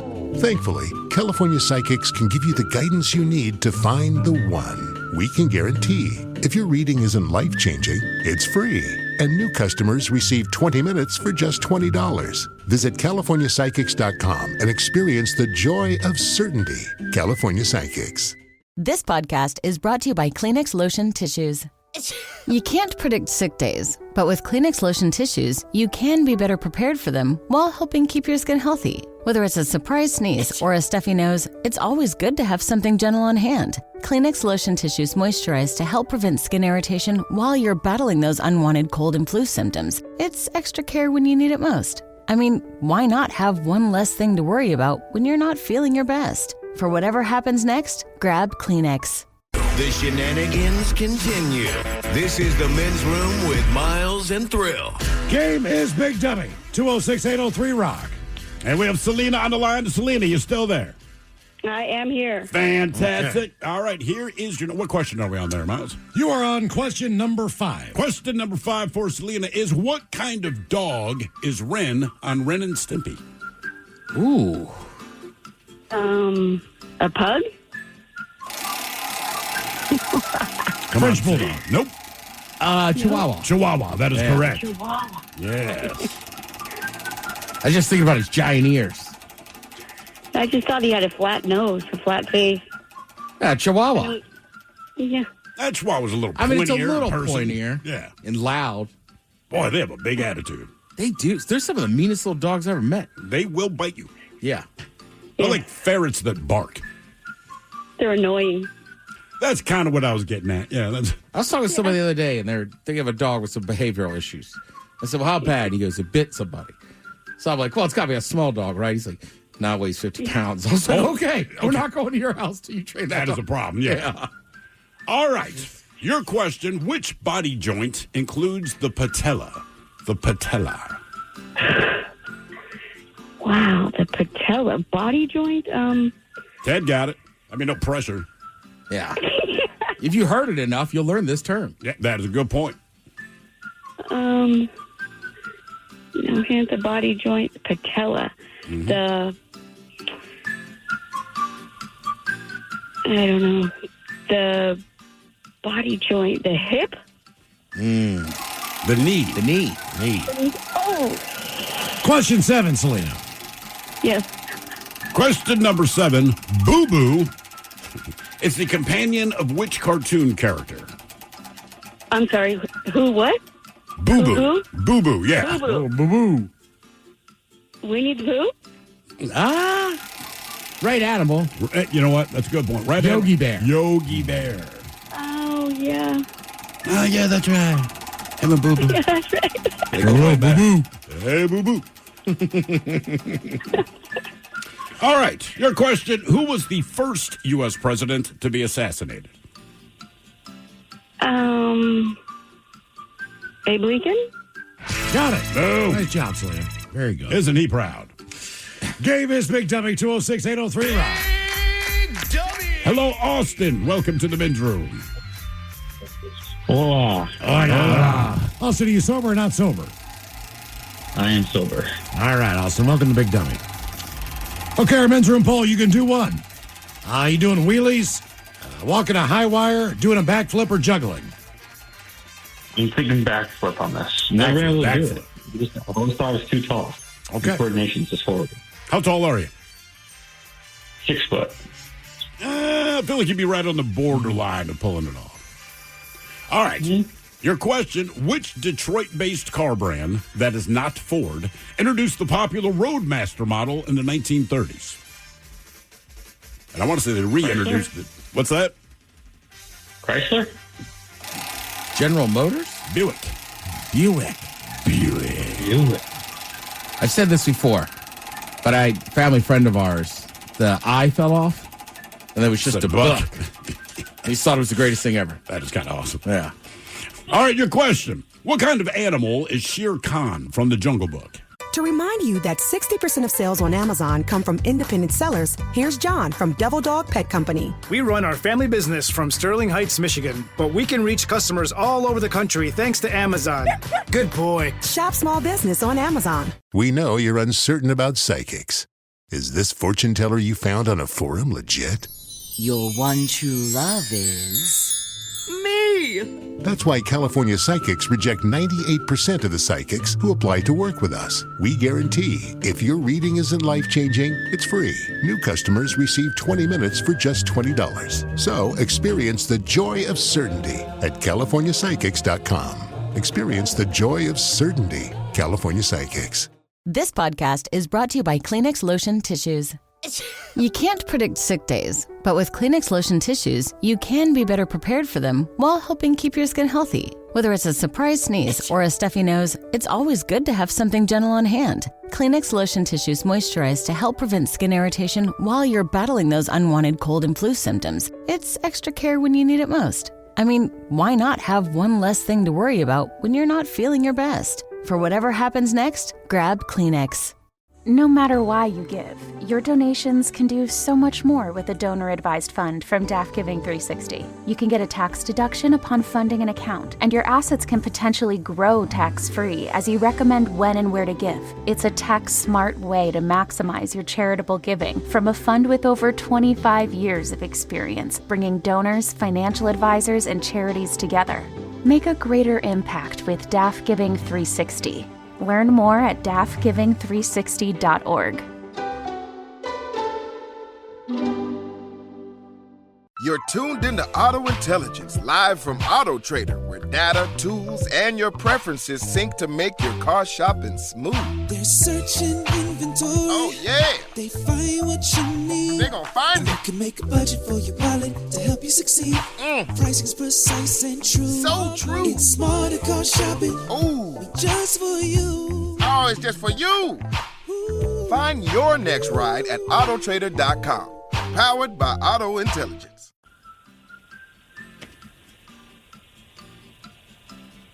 A jaguar. Baboon? Tiger. A baboon. Who would name a baboon Shere Khan? Obviously, it's a tiger, Miles. Have you seen The Jungle Book? No. You know, I've never seen it. No. What? I've seen Ricky Tikki Tavi, which I only found out recently. It was kind of a spinoff from The Jungle Book. But I never saw they The didn't Jungle have Book. Disney movies. It was out then. Well, I it was believe out, so. but it was like But you had to go to the theater. Yeah. And that was the whole thing. Or Sunday night, Wide World, or Disney? Wonderful World of Disney? Yeah. Was it Wonderful World of Disney? Yeah. All right. Wide World of Disney. All right, your question. In 1976, who was the first woman to become a national network news co-anchor? Oh, man. She struggled to say her own name. I was about to say, my dad loved making fun of her name. That doesn't help me. Means I will. She was on The View for a number of years. Oh, yeah. I think she started. Oh, is it Goldberg? No. Baba Wawa. Baba Wawa. Hello, I'm Baba Wawas. You know Whoopi Goldberg's real name? Slappy Goldstein. Most people don't know that. All right. Yeah, Slappy Goldstein. But she's like, that's ridiculous. No one's going to buy that, so I'm going to go buy Whoopi Goldberg instead. All right, your question. What snack is the character Tallahassee searching for in the movie Zombieland? Oh, it's a Twinkie. Yes, knew that. I was going to give a clue and say it's the same snack that an 8-year-old Miles would break into someone's house and eat in the middle of the night. Game is Big Dummy 206-803-ROCK. They were bigger then, and they were better. Hello, John. Welcome to the men's room. Hey, what's going on? Hola. John, sober or not sober? Sober. All right, John, welcome to Big Dummy. Okay, our men's room poll, you can do one. You doing wheelies, walking a high wire, doing a backflip, or juggling? Let's go with the high wire. High wire. All right. All right. Like it. I want to be able to do all four at once. Like, do a wheelie on a high wire while juggling, and then I'll do a backflip. And then I'll die. Yes. All right. Your question. Ryan Gosling, or as Ted would say, goddamn good-looking Ryan Gosling, he Beautiful. claims to have turned down the opportunity to join what boy band? NSYNC. Backstreet. Did you know that? Yeah. Really? Because he's down there in Orlando. He was on the Mickey Mouse Club with with Timberlake and Britney. Now, I did not see the Barbie movie, but I guess his big thing is he sings what? I'm Just Ken or some crap like that? Yeah. It's I'm Just a Ken. I'm Just a Ken. But does he sing well? Like, I've heard snippets of it. It's not bad. And I'm like, it's not it's not bad. He's not a singer, so it's not bad. But that's what I mean. If you're going to join the Backstreet Boys, you just would figure you would sing better. He doesn't sing poorly. He's kind of like, he's not tone deaf, but he's still singing karaoke. You know what I'm saying? All right. That's the vibe I got. Usually the boy bands, they can all sing. There's usually one or two that are really good. Another guy's kind of fill in the harmony. Unless it's a black boy band, in which case the important guys have got, comes like this, man. Does a little spoken word, girl. You know it's true. I love you so much. Go ahead, do it, Ted. I mean, you're right. I think that's part of every Boyz II Men song. Yeah, just so, hey, girl, you know it's true. Lay down on my bearskin rug. I want you back. I never should have treated you that way, girl. All right. Your question. You need one guy to do the high note. Yeah, right. I'm sorry about White Jackie. All right, your question. Which of the Beatles was the oldest? Ringo. That is correct. Who looks the youngest? And he's still alive. Credit to the guy. He's How still much touring. older? Like Paul McCartney looks his age, right? He still looks good. I mean, sort of. He's alive. He's still touring. He still doesn't look bad considering he's in his 80s. Look, man, nothing against the guy. I don't know that he looks good. Ringo he looks exactly the same. I think Ringo might have dyed his beard and hair over the years. Yeah. Sure, but that's not what I'm going on. He could have gray hair. I'm saying, look at Paul McCartney's face, and you're like, were you submerged underwater for 40 minutes? I mean, like, what is going on, brother? Davis Big Dummy, 206-803 Rock. Hello, Travis. Welcome to the men's room. Hola. Hola. Travis, team sober, team not sober? 20 minutes, team not sober. Okay. What are you drinking? Gin. Gin? Gin. Damn. Are you mixing it with anything? You're just pulling it out of the bottle? God, yes. I'm just using the generic Kroger brand citrus drop. All right. Zero sugar, of course. Sounds good. Yeah, of course. All right, Travis, you can do one. You doing a wheelie, a high wire act, backflip, or juggling? We'll do juggling. Juggler. My man. All right, Travis. Here's your question. Scared Sheetless was the original name for what Tim Burton movie? Scared Sheetless. Beetlejuice? One and done. One and done. Wow. Good job, man. All right, before we let you go. I was hoping on being on long here. I live in Vegas, and it's a long call. Oh, do you live in Vegas? What's I live in Vegas. What's your weather like right now? It's 80 degrees. We just went to Hoover Dam today to check it out. Is that worth going to, man? I've been there a few times. They offer like the helicopter ride over there or whatever. Is it worthwhile? It's worth it. Just do it yourself. Don't pay the $100 to take the tour down to the bottom. Just drive there, beautiful drive, and look down, get scared, and come home. I was going to ask, how terrifying is it? Even when I just see like video of it, like I can feel my legs get weak, man. I mean, how crazy is it? If you got vertigo, it gives you the urge of, should I jump or should I not jump? But yeah, ultimately, that's a sales pitch. Come to Hoover Dam, determine if you want to jump. Oh yeah, it's very inviting down there. All right, man, oh man, yeah. I've debated it a couple times. I'm like, I don't know. Where can I find some damn bait? There you go. Are we moving on? What, you gonna do the one and done? Oh crap! I just let him go. So I'll give it to you guys. My bad, Vegas. He just pointed up. That's a long call. Yeah, sorry. All right. So for you guys, which lung is larger, your left or right? Right lung. Damn. It is right. Is it right? Big dummy. It has more lobes. Hello, Adam. Welcome to the men's room. Hola, Bichola. Adam, team sober or team not sober? Not sober, Miles. We have had more not sober contestants today than a long time. Oh, yeah. Hey, I told you guys about the radio engines. How many planes and helicopters have crashed lately? Oh, yeah, How many radio engines have you heard of? How many radio engines have we heard of? Radio, round, World War II engines. I don't know. I remember you talking to us about it, but what are you asking? Well, is that like what the McDonnell Douglas plane in Louisville? Did it have a rotary engine on it? A rotor-roll? No. I said the old radio engines with no electronics are the best. Oh, that's right. Yeah. Okay, we remember you, man. All right, Adam, you can do one. Wheelie, high wire act, backflip, or juggle? I ride a motorcycle, and I've never been really good at wheelies, so I'm going to take the wheelie. Wheelie it is. What kind of motorcycle are you riding? Oh, I got me a little Lippin 150cc monster. Does it go 55? Oh, it'll do 70. Damn. All right. Okay. All right, Adam, here's your question. What are the southern lights called?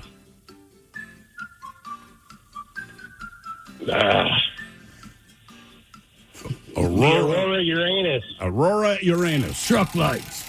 Any guess? No. Aurora Borealis? Psoriasis.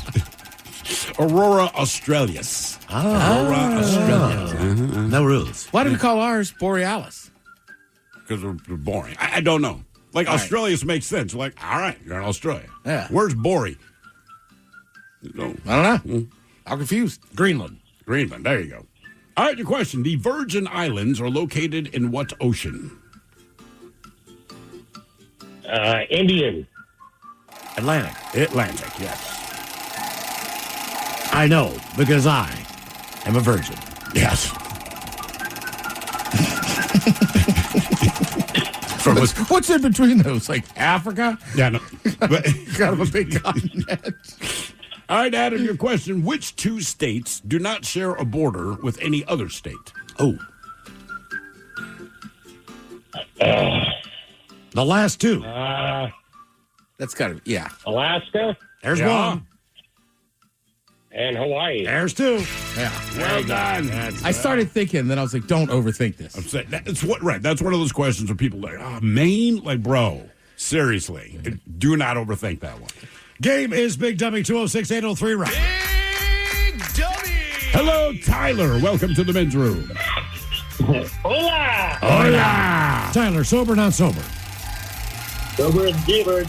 All right, Tyler, welcome to Big Dummy. Did you say sober as a beaver? Jaybird. Oh, Jaybird. I was like, I've never heard that before. All right, you can do one. Jaybird means. Tyler, what do you want to do? Wheelies, walk a high wire, do a backflip, or juggle? I can do the juggling and the back flipping, so I think it'd be cool to do a wheelie on a motorcycle. Yeah. And the fact that you can do a backflip's impressive. When's the last time you did a backflip? It's been a couple of years, but I think I can still pull it off. How old are you? I used to be able to do it off a diving board. That's about it. You get the spring. Well, sure. I've done it off of like diving boards and stuff recently. All right. But, All right, your question. What is a male swan called? a male swan. Mm-hmm. It's a term we've heard. You've heard of the word, but you would never apply it to a male swan. All right. A stud. A stud. You freaky son of a bitch. It's a cob. A cob. A cob. A male swan. Hey, make sure you tell your buddy Cobb, hey, man, you named after a male swan. You know that dude? Or corn. Your whole family. Male swans. Yeah. All right, your question. Who directed the movie 2001, A Space Odyssey? Oof. I haven't seen that one. Is that like a Spielberg? What was that? Spielberg? Kubrick. Stanley Kubrick. Kubrick. He didn't make normal films. He didn't, and that movie's really boring. Right? Isn't he Clockwork Orange? Clockwork Orange. Eyes Wide Shut. Yeah. Full Metal Jacket. Did he do Full Metal Jacket? Yeah. All right, well, there's one that's not boring. The No. most depressing of them all. Correct. The Shining. Did he make any movies that are not depressing? Like The Shining, not a great ending. Full Metal Jacket, one of the just not worst movies I've seen as far as how I felt when it was done. You're not going to leave there laughing. Yeah. Did he do The Deer Hunter? It sounds like he would have. That's one you watch it and you're just like, I don't life think- sucks. Yeah. I'm out. Seriously. Pennsylvania sucks. He should have tried a comedy. Well, yeah. All right. War sucks. Your question, what is the clinical name for the sternum? Actually, Scapula. I phrased that wrong. It should be the sternum is the clinical name for Stomach? breastbone. Oh, chest. Oh, breastbone. That's right, kids, the breastbone. Tell your mom there's bones in her boobs. Ma, you got bones in your boobs. I had it on the men's room. All right, your question. What is the official language of Brazil? Ooh. Hairless. Brazil. All the South American Spanish? countries speak Spanish. No, Brazil says we speak Portuguese. Portuguese, the man. Oh, my gosh. I knew that one. Question 5, Tyler. Question number 5. What state is nicknamed the Sooner State because of premature ejaculation? Oklahoma? Got it. Very good. What exactly is a Sooner? Do you want to know? Yes. That's why it's weird they used the nickname. There was those land grabs, and they cheated. Really? And they would go out there early. They were the Sooners. And they decided, hey, let's keep that as a So nickname. it's not the stagecoach in the back. That's what I was assumed. Or is that... That's the Sooner Schooner. Okay. But that's why they're called the Sooners. Yeah. Jesus. They cheated.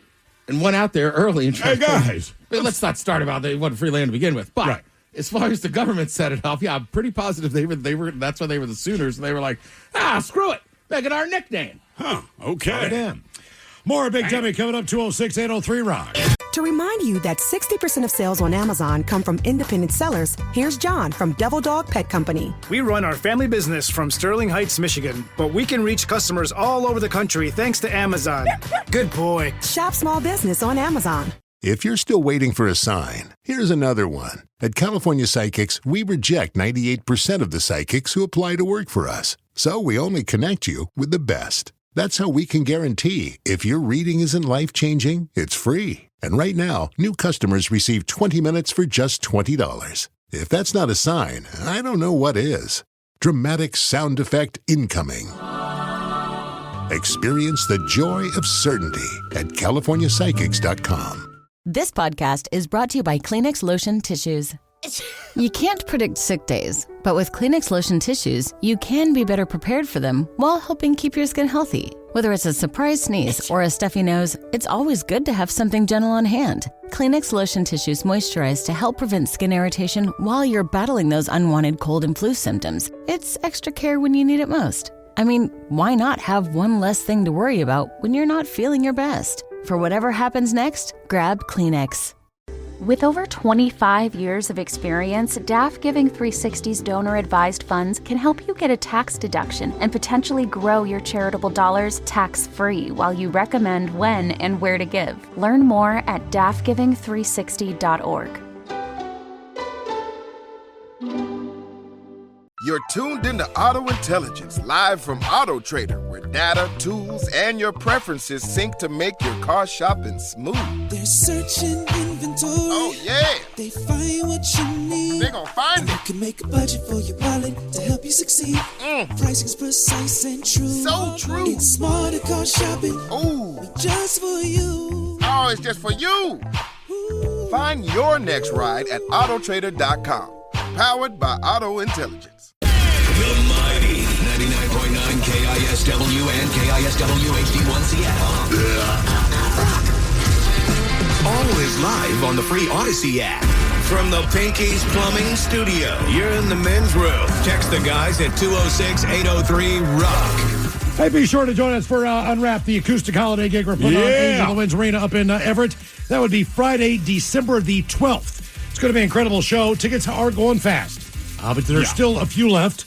You can get those Unwrapped tickets for as low as $55. It's going to be a great show. I'm really a lot of looking forward to surprises and just an unbelievable lineup. All the details and tickets at KISW.com. In the meantime, the game is Big Dummy 206-803 Rock. Hello, Justin. Welcome to the men's room. Hola. Justin, are you sober or not sober? Team sober. Unfortunately, I'm home with two kids with hand, foot, and mouth. That is the time to drink, my friend. Justin, how old are your kids? 8 and 4. 8 and 4. Did you wow. say they're sick with hand, foot, and mouth? Yep. How did they get the hand, foot, and mouth? Yeah. The youngest was preschool, had something going around. He started it. What are the symptoms of that? How would you know? The first thing that you notice is spots. He's got like little red dots all over his hands and his feet. Are you thinking at first that's chicken pox? Sort of. It wasn't itching him initially, and then the school knew about it, so they sent an email like, hey, just so you know. Okay. So that's how we good times. Nursery school. How long was the recovery on that? Fortunately, not fortunately, the little ones had it before, so has the older one. So they're like themselves, but they just have to be home because they're contagious. Well, what about you, though? Because you're home with them. So is there a chance you get it or no? Yeah, there's always a chance. So see what happens. A lot of hand washing, a lot of hand sanitizing. Sure. Get a drink. Maybe the alcohol help on the inside. I'll give that a try. There you go, man. All right, Justin, our men's room poll, do one. You can do a wheelie, a walk a high wire, do a backflip, or juggle. What's juggle? Juggle. Hell yeah. All right, Justin, here is your question. What is the capital of South Carolina? I was going to say Charleston. I mean, you can say that. It's not right. That's not right. It's the other big one. I know you know. Well, that. I mean, population-wise, Myrtle Beach might be bigger now. I don't know. Ted wants to say it so Beach. bad. You can look at Ted's face. Like, he just wants to yell it out. Who? Darius Rucker went to school there in this town. Columbia? Yes. Oh! Yes, it is. One and done. Nice Hey, job. tell your kids that you're smart. All right. Now, before we let you go, That's not a going to help, Thrill. they won't care. True or false question for you. The employees at Disney parks are not allowed to point with just one finger. True or false? True. Okay, but now the reason why. The reason why they can't point with just one finger because it could be seen as a negative gesture by people from other countries. So they always point with two. At least two. They're also not employees. They're cast members. That's right. They're cast members. And do they point with two fingers or do they just do the hand? I feel like it's a lot of hand gestures. Okay. Maybe two. But do they only have three fingers, most of them? Well, Those are the characters. mascots, the characters, Okay. but the cast members. I see. Yeah. So yeah, Like they probably, the Princess Parade or whatever. Right. Probably do it with their hand. I'm guessing. Well, no. Princess Parade is princesses. We're talking. They technically they don't have employees. Anybody that works at that park, you're a cast member because it's all part. So of if you the have a show. name tag and you work at so Disney, you could right? just be the guy using the street sweeper, but you're still a cast Oh, member. okay. And if, All right. if I Gotcha. ask you for directions, So even the janitor, like whole hand. right, and you need to know where to send us. Like if you work in that park, you have to have the intimate knowledge of everything in that park. I'll be damned. It's he was not messing All around for with that $6 stuff. an hour. Yeah. Game is Big Dummy, 206-803-ROCK. I tried to get into their college age program, and they were like, no, the grades suck. Wow. Really? Rejected Yeah. by Disney World. I mean, Yeah. is it? If I go to Disney University, or whatever the hell it is it like academic, or is it just specifically learning the ins and outs of the park? I feel like you go there and work for like a semester or something, and you all stay kind of like Disney dorms or whatever. All right. But yeah, it's like I don't know if you get credit for it. I just know me and my cousin Tom, we tried, and they were both like, yeah, no, not for you two. Yeah, Mickey doesn't mess around with that, man. Yeah, like you go to Prince George's Community. Get out of our face. Mickey bitch slapped him. Ted always leaves that part out. In my office. It's fired. Hello, Thomas. Welcome to the men's room. Boo, bitches. Boo! Thomas, are you sober or not sober? Team not sober. What are you doing over there, Thomas? I am having a nice little dinner of devil's lettuce with the one Miss Stella Artois. Oh, well. With a fancy glass. All right, our men's room poll. Thomas, do one. You can do a wheelie, walk a high wire, do a backflip, or juggle. I totally want to do a backflip. Backflip. All right. In current condition. Get Holding it your for Stella. first, With a but joint in your mouth. Yes. yeah. All right. Your question, what musical act was sued by Rosa Parks after they used her name as the title of a hit song? Oh, thank you for a good one, too. That would be the one inducted into the Hall of Fame recently, Outkast. Boom. Got it. I respect that. Well done, sir. All right, true or false question for you. True or false, elephants need approximately 8 hours of sleep a day.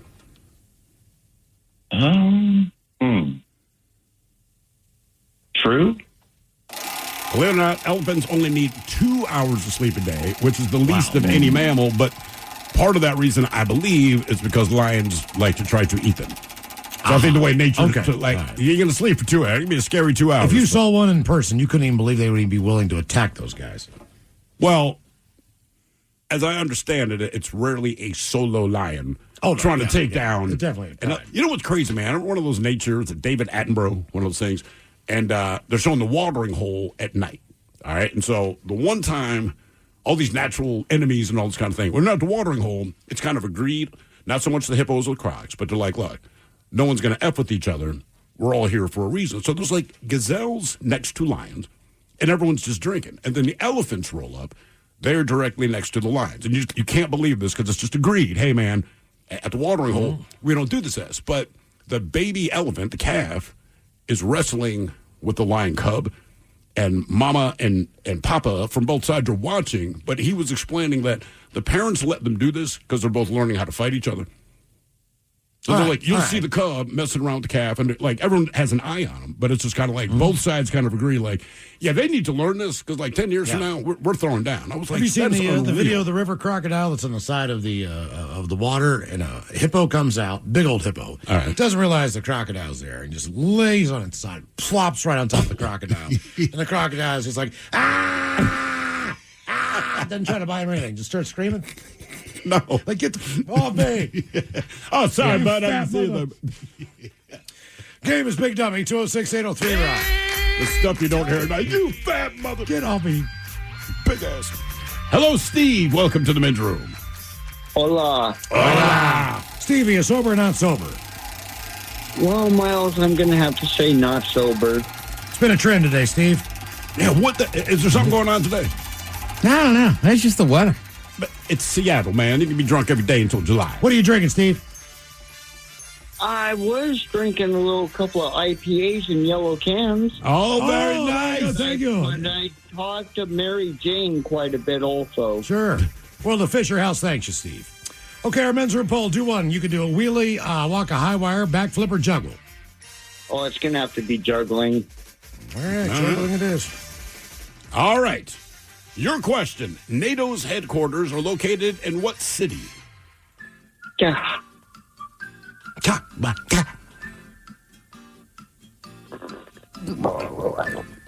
New York? Geneva? Not a bad guess. Stockholm? Brussels. Brussels. Home of the Sprouts. Thanks for those. All right, your question. What is the name given to the first 10 amendments of the U.S. Constitution? Preamble? You got it. Oh, so the preamble. Bill of Rights. The Bill of Rights. Jesus. Bill of Rights. The preambles that we the people. Yeah. Didn't you learn Learn that? to form a more Perfect union. No. That means I don't know the rest. All right. Your question, what fruit is the main ingredient in tapenade? Not normally thought of as a fruit. That's what throws people off, right? But it is a fruit. It's got a nut. It's got a pit in it.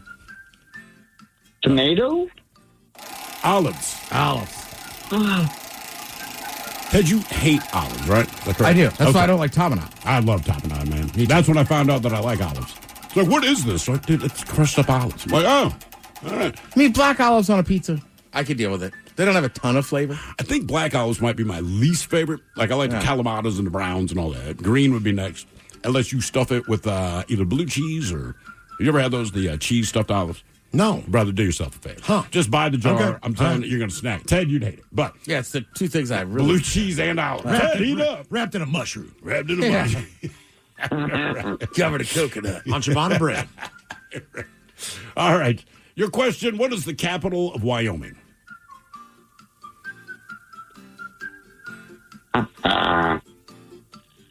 Not Clanton, that's Ohio. Wyoming City. Wyoming City. Cheyenne? Cheyenne. Oh, Cheyenne. Laramie. I've never even heard of that. Like, honest to God, Cheyenne I only is the know only Cheyenne. place I can name in Wyoming. Well, there's Sundance. That's Is that Utah. Wyoming? Oh, is it? Crap. What I is- think so. There's one that you know. And I want to say Wyoming, its tallest building is like 3 stories or something like that. It's weird. All right, your question. I'll be an elevator repairman then. Yeah. There's no work. What 2 features are longer on a hare than a rabbit? I will go ears. That is one. 8. What was that? I was pondering. Ears and eyes? Yeah.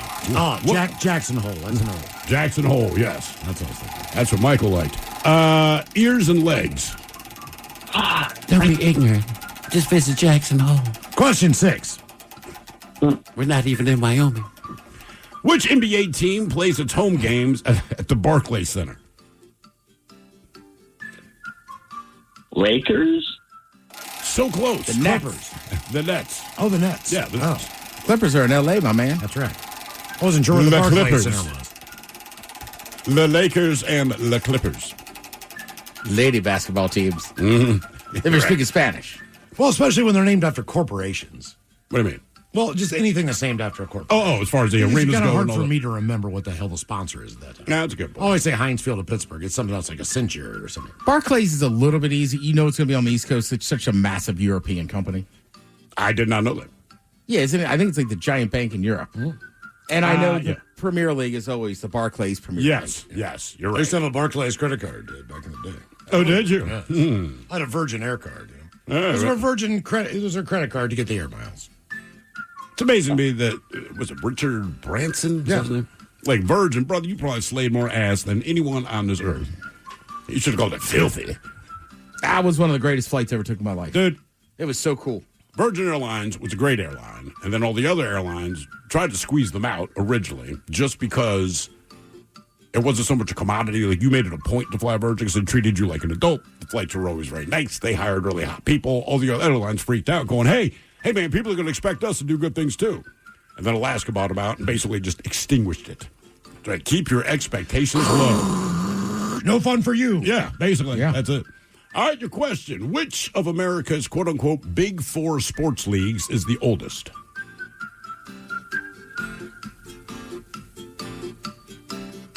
NBA? I mean, I'd say Major League Baseball. Major League Baseball. Yeah, that seems obvious. Yeah, America's sport. Yeah. America's pastime. Question 8. Yeah. Long go.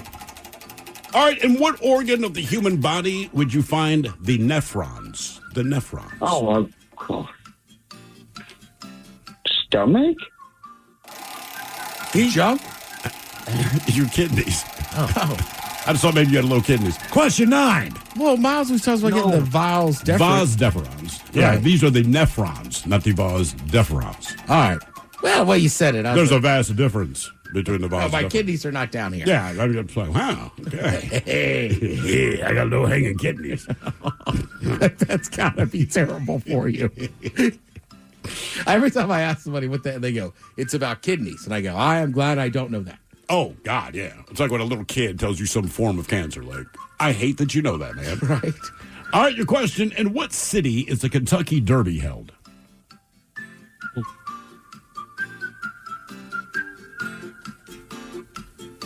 Kentucky City? Which Kentucky city? Yeah, what city in the state of Kentucky? Good. So it's not Kentucky City. No. It's Oh, you were guessing Kentucky City. I did not realize. A city in the state of Kentucky. I know no cities over there. They also make baseball bats. I don't know if they actually do. Yeah. And old sluggers. Louisville? You got it. Boom. Nice job. They can just walk you there, buddy. Yeah. Did he say? I thought when he said Kentucky City. I did not realize he was guessing. It. See, but initially I thought it was Lexington. I did too. Because those three cities are so close. So it's Lexington, Frankfurt, and Louisville. Mm-hmm. And they're all just kind of right there in the eastern part. And Frankfurt is the capital, right? Frankfurt's Correct. the capital. Okay. Louisville, to me, is the biggest one. And then Lexington has the University of Kentucky. That is correct. And the Rupp Arena, I guess. It's always going to be the Rupp Arena. So it never will be a AT&T Rupp Arena. Right. Okay, it's Big Dummy 206-803 Rock. Hello, Brendan. Welcome to the men's room. Hello, Brendan. Oh, sorry. Hey, I'm sorry. I had my phone on mute. Oh, no worries. Hola. Brendan, are you sober or not sober? I'm driving home from work. So you're sober. I'm drunk as hell. And I can't take it anymore. I've been sitting in traffic. So I'm feeling. I bet you are. I got a cold one in the refrigerator. Though. Nice. All right, Brendan, do one. You can do a wheelie, walk a high wire, do a backflip, or juggle. What are you taking? All right, so I'm thinking I would take the high wire because I already know how to juggle, and I'm too old for a backflip, but my balance could use some work. So I'm thinking that that high wire could be a cool trick. All right. You know, I want to see the Walindas do it drunk. Like, look, man, we know you could do it because you do it all the freaking time, right?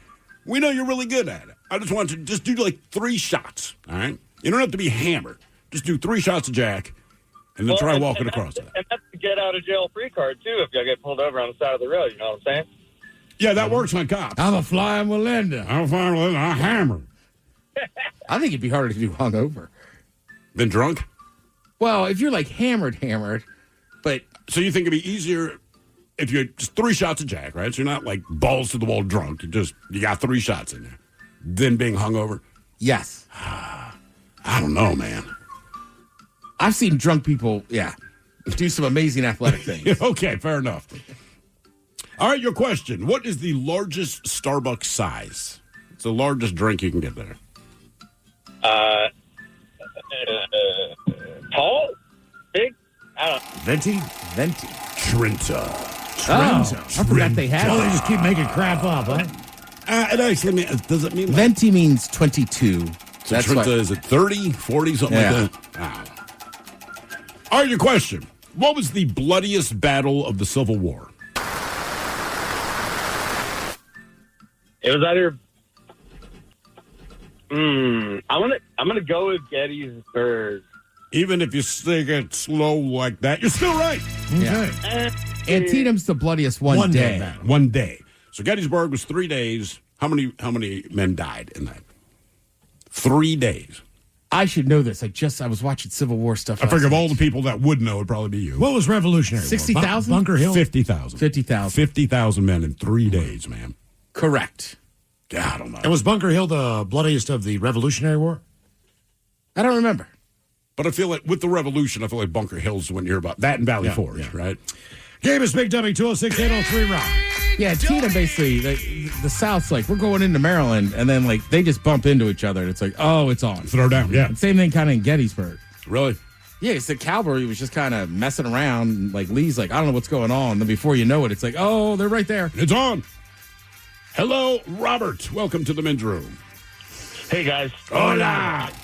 I've been listening in for the last hour, and I've only got about 3 right. Oh, you're going to do better now, Robert. Are you sober or not sober? I'm sober. Okay. All right, Robert, our men's room poll. You can do one. You can pop a wheelie, walk a high wire, do a backflip, or juggle.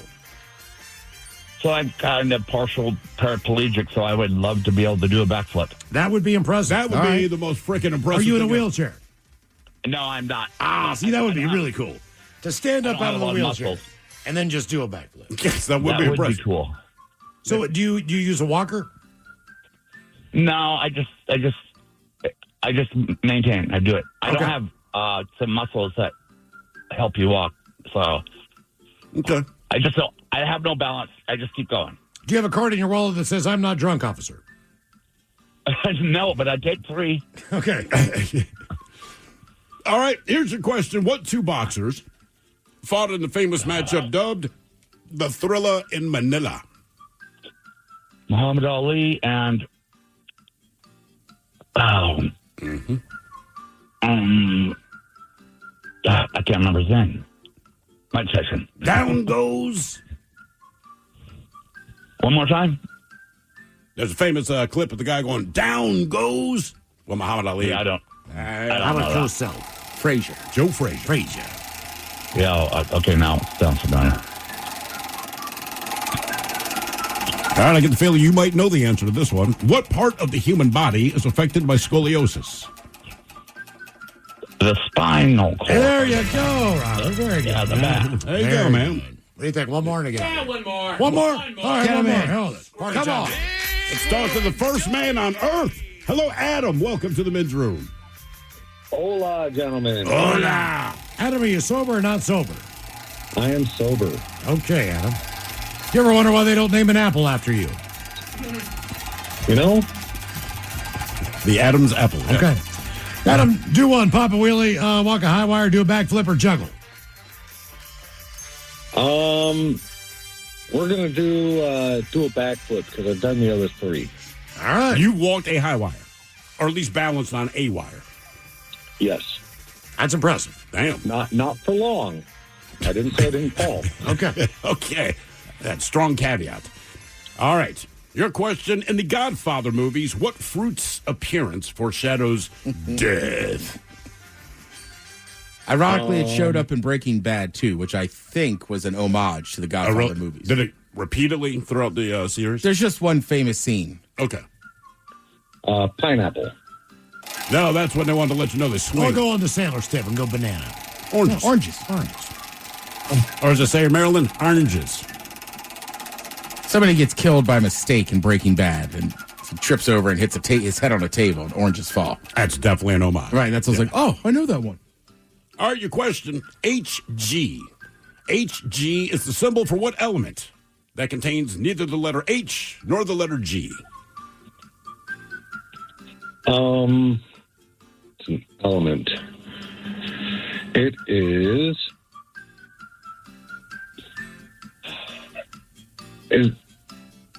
Mercury. Boom! Oh, Got it, man. Yeah, Mercury. Okay. Let's go. Very AG? AU. AU. AU, AG. I think so. AU, I like your change. Yeah, lead, AG it's like is lead, silver, gold, AU. silver, they're all kind of. Yeah, lead is LB, I believe. Or PB. Or PB, right. PB. Head Chef cut up Ted's Meat and Potatoes has the greatest food scenes from movies in history at 4:30. And we've got your emails coming up next from the men's room at KISW.com. To remind you that 60% of sales on Amazon come from independent sellers, here's John from Devil Dog Pet Company. We run our family business from Sterling Heights, Michigan, but we can reach customers all over the country thanks to Amazon. Good boy. Shop small business on Amazon. This podcast is brought to you by Kleenex Lotion Tissues.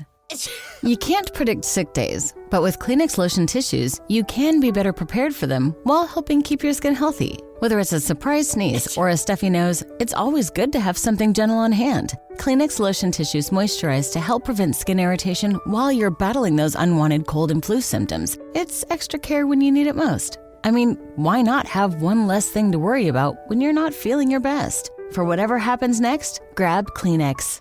No matter why you give, your donations can do so much more with a donor-advised fund from DAF Giving 360. You can get a tax deduction upon funding an account, and your assets can potentially grow tax-free as you recommend when and where to give. It's a tax-smart way to maximize your charitable giving from a fund with over 25 years of experience, bringing donors, financial advisors, and charities together. Make a greater impact with DAF Giving 360. Learn more at dafgiving360.org. You're tuned into Auto Intelligence, live from Auto Trader, where data, tools, and your preferences sync to make your car shopping smooth. They're searching inventory. Oh, yeah. They find what you need. They're gonna find it. You can make a budget for your wallet to help you succeed.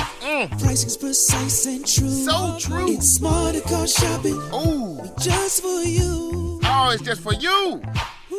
Find your next ride at autotrader.com. Powered by Auto Intelligence. Health insurance rates in America are surging, leaving millions without affordable options. But Christians don't need to waste money on a broken system. Christian Healthcare Ministries is an alternative to health insurance at half the cost. With CHM, fellow believers contribute monthly to help pay each other's medical bills while lifting one another up in prayer. It's financial and spiritual support when you need it most. Join CHM today by visiting chministries.org/solution. That's chministries.org/solution. In communities across the country, hourly Amazon employees earn an average of over $23 an hour, with opportunities to grow their career and their paycheck. Learn more at aboutamazon.com. We know you're uncertain about psychics. Is this fortune teller you found on a forum legit? Your one true love is... me! That's why California Psychics reject 98% of the psychics who apply to work with us. We guarantee if your reading isn't life-changing, it's free. New customers receive 20 minutes for just $20. So experience the joy of certainty at CaliforniaPsychics.com. Experience the joy of certainty. California Psychics. Heather is a nurse practitioner from United Healthcare. We meet patients wherever they live. During a house call, she found Jack had an issue. Jack's blood pressure was dangerously high. It was 217 over 110. So they got Jack to the hospital and got him the help he needed. He had had a stent placed in his heart, preventing a massive heart attack. If it wasn't for my guardian angel, I wouldn't be here. Hear more stories like Jack's at UnitedHealthcare.com. Benefits, features, and/or devices vary by plan, area, limitation, and exclusions apply. 99.9 KISW. We return to the men's room with Miles and Thrill. Head Chef Cut Off Ted's Meat and Potatoes has the greatest food scenes from movies. That's coming up at 4:30. But first, time for a few emails to the men's room at KISW.com. You've got mail. You've got mail. And we'll jump right into the birthdays brought to you by Men's Room Roasted Red Salsa from San Juan Salsa Company. Dip responsibly. All the guys, today's our son Connor, pronounced the Viper's 14th birthday. He has grown up listening to you guys since day one, much to my wife's dismay. Was hoping he could get a birthday shout out from Goofy and Mickey, what life will be like at 14, and a few dad jokes for Miles. Thanks, guys. Lots of love. That from Mom and from Dad. Well, gosh, the best thing about being 14 years old is coming down to the world because there's a very good chance, without me ever having met you, and I might regret saying this, you're tall enough to ride all the rides now. And if you're not, I hope you get a growth spurt. Generally, the kids are a little tinier, and I tell them to, go ahead and get a milkshake. But at 14, Jesus, son, you go ahead and get that giant meal, the extra value meal. You get whatever you want. You get a whole tower onion rings. Yeah, Mickey does not throw at Jesus much. Okay, jokes for a 14-year-old. Make them dirty. I'm trying. That's my I experience. had to mark them. In Miles's defense, I told a joke around Easter dinner, and the two kids were 14 or whatever. Yeah. Right?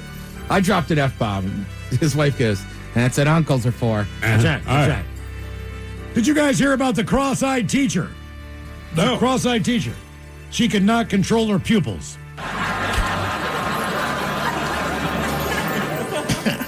My kid was born, my wife didn't think I would give her a silly name.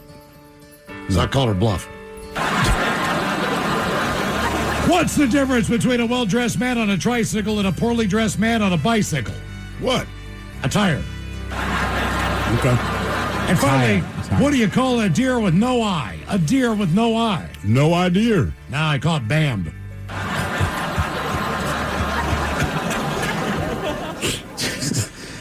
Okay. Happy 20th birthday, Acacia, pronounced like acacia tree. Grandma, Grandpa are so very proud of you. We love having you here and are excited for you to start your nursing school at Olympic College. You're an amazing, beautiful, smart young lady. How about a couple of farts? And what the F was that? You like that? You, your girl, and your Johnson, and the Dirty Germans talking about nursing school. Lots of love from Grandpa, Grandma, Chloe, and Shasta.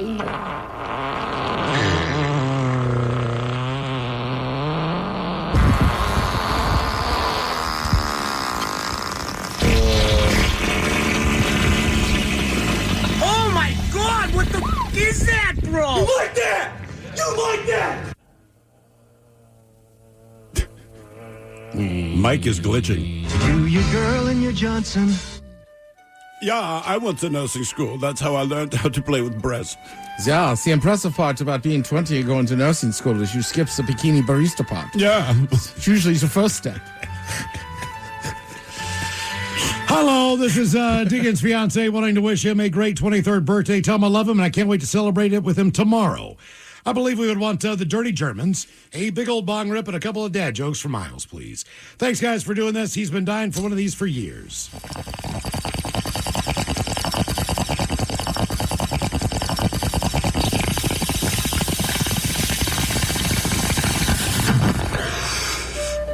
Yeah, I think tonight Deegan is going to go Deegan in your south mouth. Yeah, I would tell him tonight's the night. She's not planning to party till tomorrow. Go have fun. All right, Deacon, I'll give you the rest of the jokes covered today. Here's a fun fact you probably did not know. The indoor lap pool that was on the Titanic? Yeah. Still filled with water. You guys probably know this already, but my close friends call me the fireman. Oh, yeah? Because I turn on the hose. That's good. I know. I'm going to have to use that. Turn on them hose. I recently bought a Michael Jackson album, but I returned it. Why? It was bad. Here's one of my favorite pickup lines. Damn, girl. Are you my pinky toe? Why? Because I'd love to bang you on the table. What does Steve... That works every time, by the way. Every time. What does Steve the Thrill Hill and his wife going out to dinner have in common with Kim Kardashian? What's that? They both can't pass the bar. I emailed that guy back. Yeah. I told him, well done, sir. Got a few more here. I feel like your wife caught a stray, but very good job. She did. It's more me and Kim Kardashian. But... Guys, when you fart, it can be either 1, silent, or 2, loud. Oh, yeah? There's also a turd option. I bought my girl a new prosthetic leg for Christmas. Oh, yeah? It's a stocking stuffer. Would you put it in the stocking? Merry Christmas. And finally, how does an Italian say hello to his sister? How? Oasis. All right. Oasis. Yeah. Oasis. All right, guys, here you go. Happy, happy, happy birthday. Happy, happy, happy birthday. Happy, happy, happy birthday to you, to you, to you. Ya's a Dirty Germans brought to you by Men's Room Original Sausage. Available through Uli's World Famous Sausage, mensroomlive.com, and other fine retailers. Schweine. To remind you that 60% of sales on Amazon come from independent sellers, here's John from Devil Dog Pet Company. We run our family business from Sterling Heights, Michigan, but we can reach customers all over the country thanks to Amazon. Good boy. Shop small business on Amazon. If you're still waiting for a sign, here's another one. At California Psychics, we reject 98% of the psychics who apply to work for us. So we only connect you with the best. That's how we can guarantee if your reading isn't life-changing, it's free. And right now, new customers receive 20 minutes for just $20. If that's not a sign, I don't know what is. Dramatic sound effect incoming. Experience the joy of certainty at CaliforniaPsychics.com. Heather is a nurse practitioner from United Healthcare. We meet patients wherever they live. During a house call, she found Jack had an issue. Jack's blood pressure was dangerously high. It was 217 over 110. So they got Jack to the hospital and got him the help he needed. He had had a stent placed in his heart, preventing a massive heart attack. If it wasn't for my guardian angel, I wouldn't be here. Hear more stories like Jack's at UnitedHealthcare.com. Benefits, features, and/or devices vary by plan, area, limitation, and exclusions apply. This episode is brought to you by PBS, home of Ken Burns. Ken Burns films aren't just documentaries, they're national events. And his latest, The American Revolution, is the one you've been waiting for. When you think American Revolution, you probably picture tea crates in Boston Harbor, founders signing documents in Philadelphia, redcoats marching into battle. But Ken Burns, along with Sarah Botstein and David Schmidt, takes us so much deeper. This was a revolution that was bloody, complicated, and unbelievably consequential. It's a story of people, some you know and many you don't, who risked everything to change the course of history. Their fight for independence lit a spark for freedom that still burns today. George Washington called it the cause of mankind, and John Adams wrote to his wife Abigail, "Posterity, you will never know what it cost us to preserve your freedom." With the American Revolution, Ken Burns and his team bring us a story that's vast, human, and deeply relevant. A story that belongs to all of us. Check out The American Revolution. Premieres Sunday, November 16th at 8, 7 Central on PBS and the PBS app. I can't wait to watch. Is your business ready for what's next? Think about where you want to be in 3 years, 5 years, 10. Growth isn't about numbers. It's having the right specialist by your side. Moss Adams and Baker Tilly have joined forces to create a remarkable new organization. It's one advisory firm with resources, expertise, and vision built specifically to serve the middle market to help you get to what's next. Learn how Baker Tilly can help your business pursue its vision of success. Visit bakertilly.com/combo.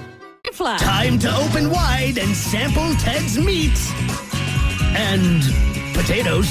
Now, here's your host, head chef of the men's room, the Ted Nugent. Let's jump it out. Thank you, folks. Thank you. It's great to see everybody here. Oftentimes, food is a mainstay in TV shows and film alike. Sure. I just got done watching Black Rabbit. Highly recommend. There's also The Bear. The Apparently Bear. Restaurant shows are all the rage. And then there's Food Network. Yeah, Anthony Bourdain, No Reservations. Mm-hmm. Who's the guy that screams profanity all the time? Gordon Ramsay. Yeah. So these are just the 16 greatest food scenes in the history of Hollywood. All right. They're pretty, I'd say, iconic. Some of them, the food's the most important part. Some of it's just a good scene. All right. How about you tell us what was going on? And we'll guess the movie. We'll try to guess the movie. Okay. 2 people drinking milkshakes. No Country for Old Men. No. Damn it. Drinking milkshakes. 2 people Yeah. drinking milkshakes. And that's... Is that When Harry Met Sally? $5 for a milkshake? Oh. Is it a mob movie? No, but he's an Italian guy. Throw Mama from the Train. Pulp Fiction. Ow! See, I would go Kahuna Burger. Throw Mama from the Train. Such a good guess. Pulp Fiction might show up again on this list. Right. Oh, yeah. As they say, right? It's just the whole thing. It's Pulp Fiction. Vincent Vega's completely blown away by the fact someone would pay $5 for a milkshake. I got to try that. Also, a good reminder, kids, don't do heroin. Side note. Ted's right. All right. Now, this is the one I wouldn't expect Mike to get. All right. It's a classic film. It's not a vacation film. All right. Man. Nobody's ever done it. They're outdoors. Nobody's ever done That's a giant hint. What's his name? Hey, I get no respect. What's his face? Rodney Dangerfield? Back to School? Jesus, man. I thought you guys would know this. No. No. The old 96er. In the great outdoors? I don't know if I remember that. I don't remember it as well as you do. I know John I've seen Candy? it. Right. He goes in there and he's like, kind of like your story with the Dagwood. They go in that restaurant and he's like, I'll get the 96er. And they're like, oh, nobody's done it. And it's like this whole challenge. Oh, right, yeah. Does he do it?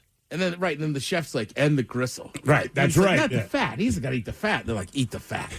The old 96er. Yeah, I thought you two would be all over that one. This one, I don't know. I never saw this movie. So I'll just give you a hint. The Flounder Girl is in it. Flounder Girl. Oh, halibut chick, Amy Taylor-Joy. What's her name? Yeah. Anya Taylor-Joy, the Flounder chick. Is that the menu? It is the menu, Mike. I actually just saw that recently. Is that the one they're on the island?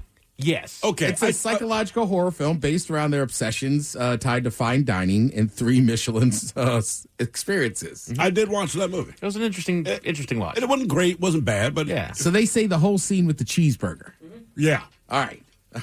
It's a little it's a weird movie, but I won't give anything away. Called her but a it's flounder. You called her a halibut. Well, someone had said she looks like a halibut, but once you said the Flounder Girl, I'm like, okay, she looks like a fish, a sexy fish, Mike. All right. Again, this is an older movie. This guy's a legendary actor. Legendary scene. Paul Newman. Cool hand, Luke. Boom! All right. How did you know that already? Because he said legendary actor, so that narrows it down. You got Redford, Newman, Nicholson, whatever. And then I'm like, Paul Newman eating all those freaking boiled eggs. I thought he was eating his own line of product. No, he's eating 50 eggs. Try the salad dressing. This is Right. amazing. There could have been any number, right? 25, 30, 35. Luke just thought I could eat 50 eggs, but somebody said nobody can eat 50 eggs. Then he's specific to the hour as a time limit, and basically he was just like, no, I'm going to do this. And he ate 50 eggs. He did. This one should be a pretty easy hint. Again, we're going over 16 famous foods and films. Fra ra ra ra ra ra ra ra. Oh, damn it. Which movie was that? Hang on. Man, if you did that now, people lose their freaking mind.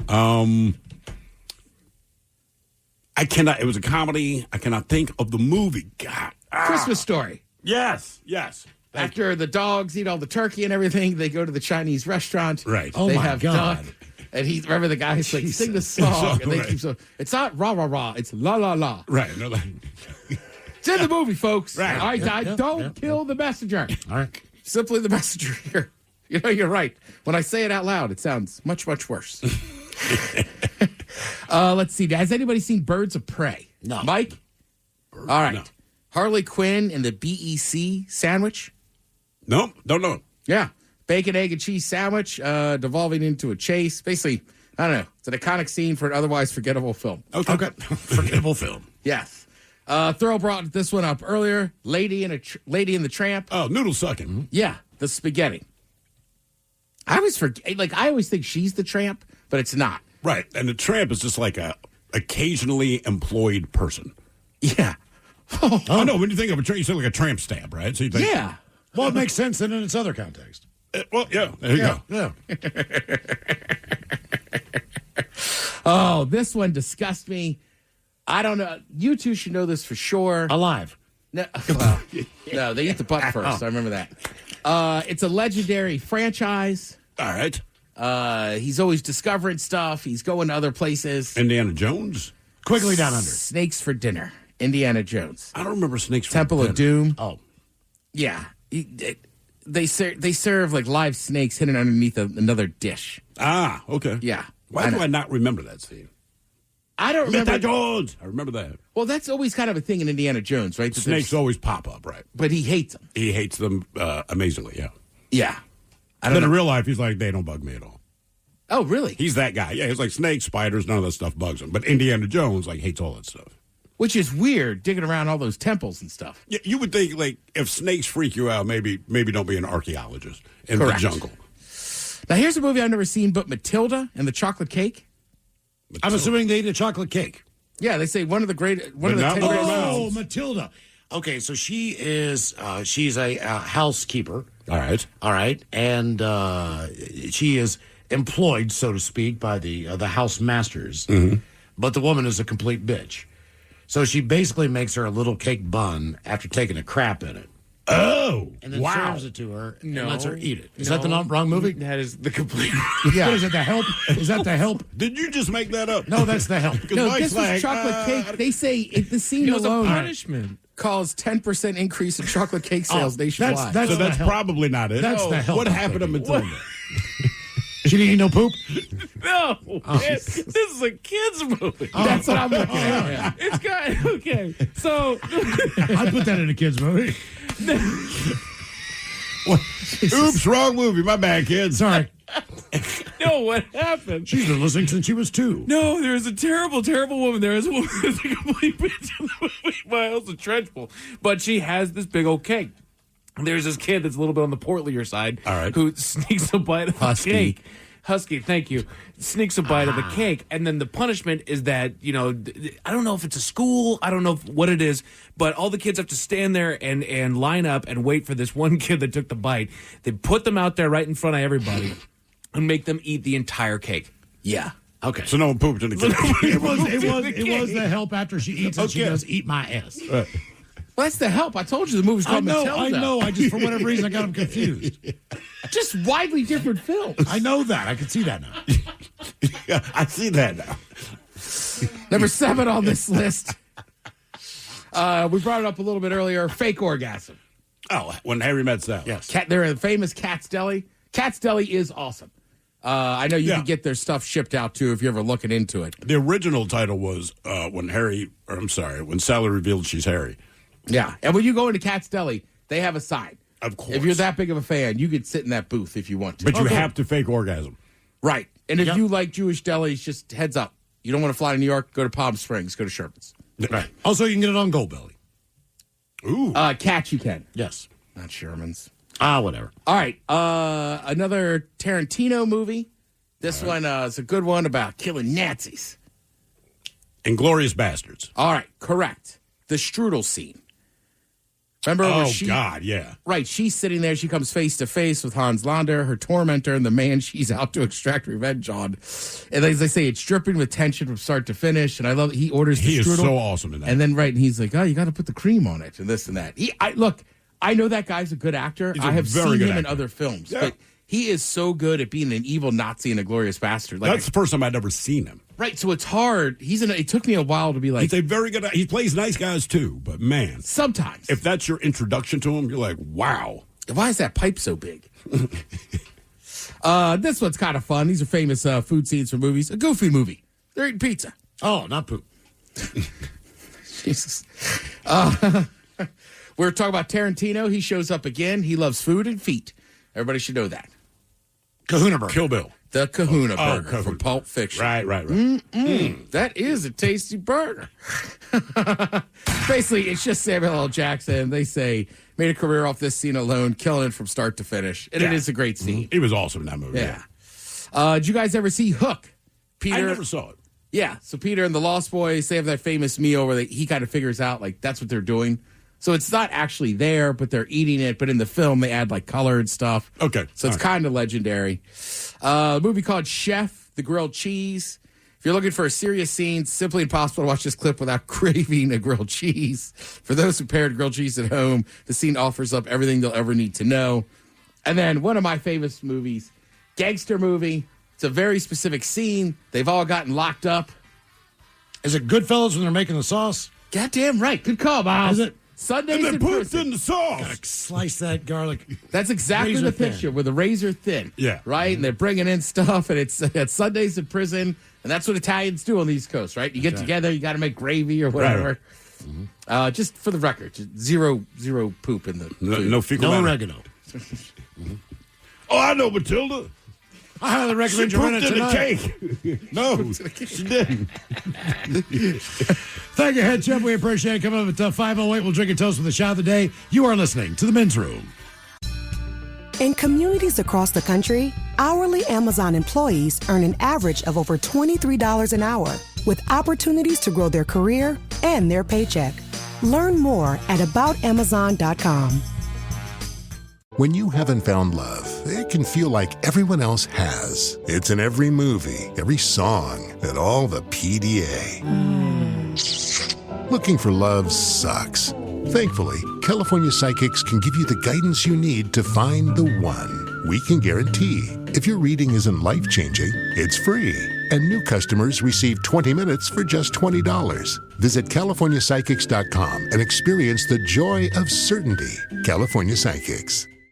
Deborah had to have surgery. I had hip surgery in November of 2024. Her United Healthcare nurse, Crystal, checked on her. We do a routine call after surgery, and I could tell that she was struggling. Deborah needed help. My infection markers were through the roof. And Crystal knew what to do.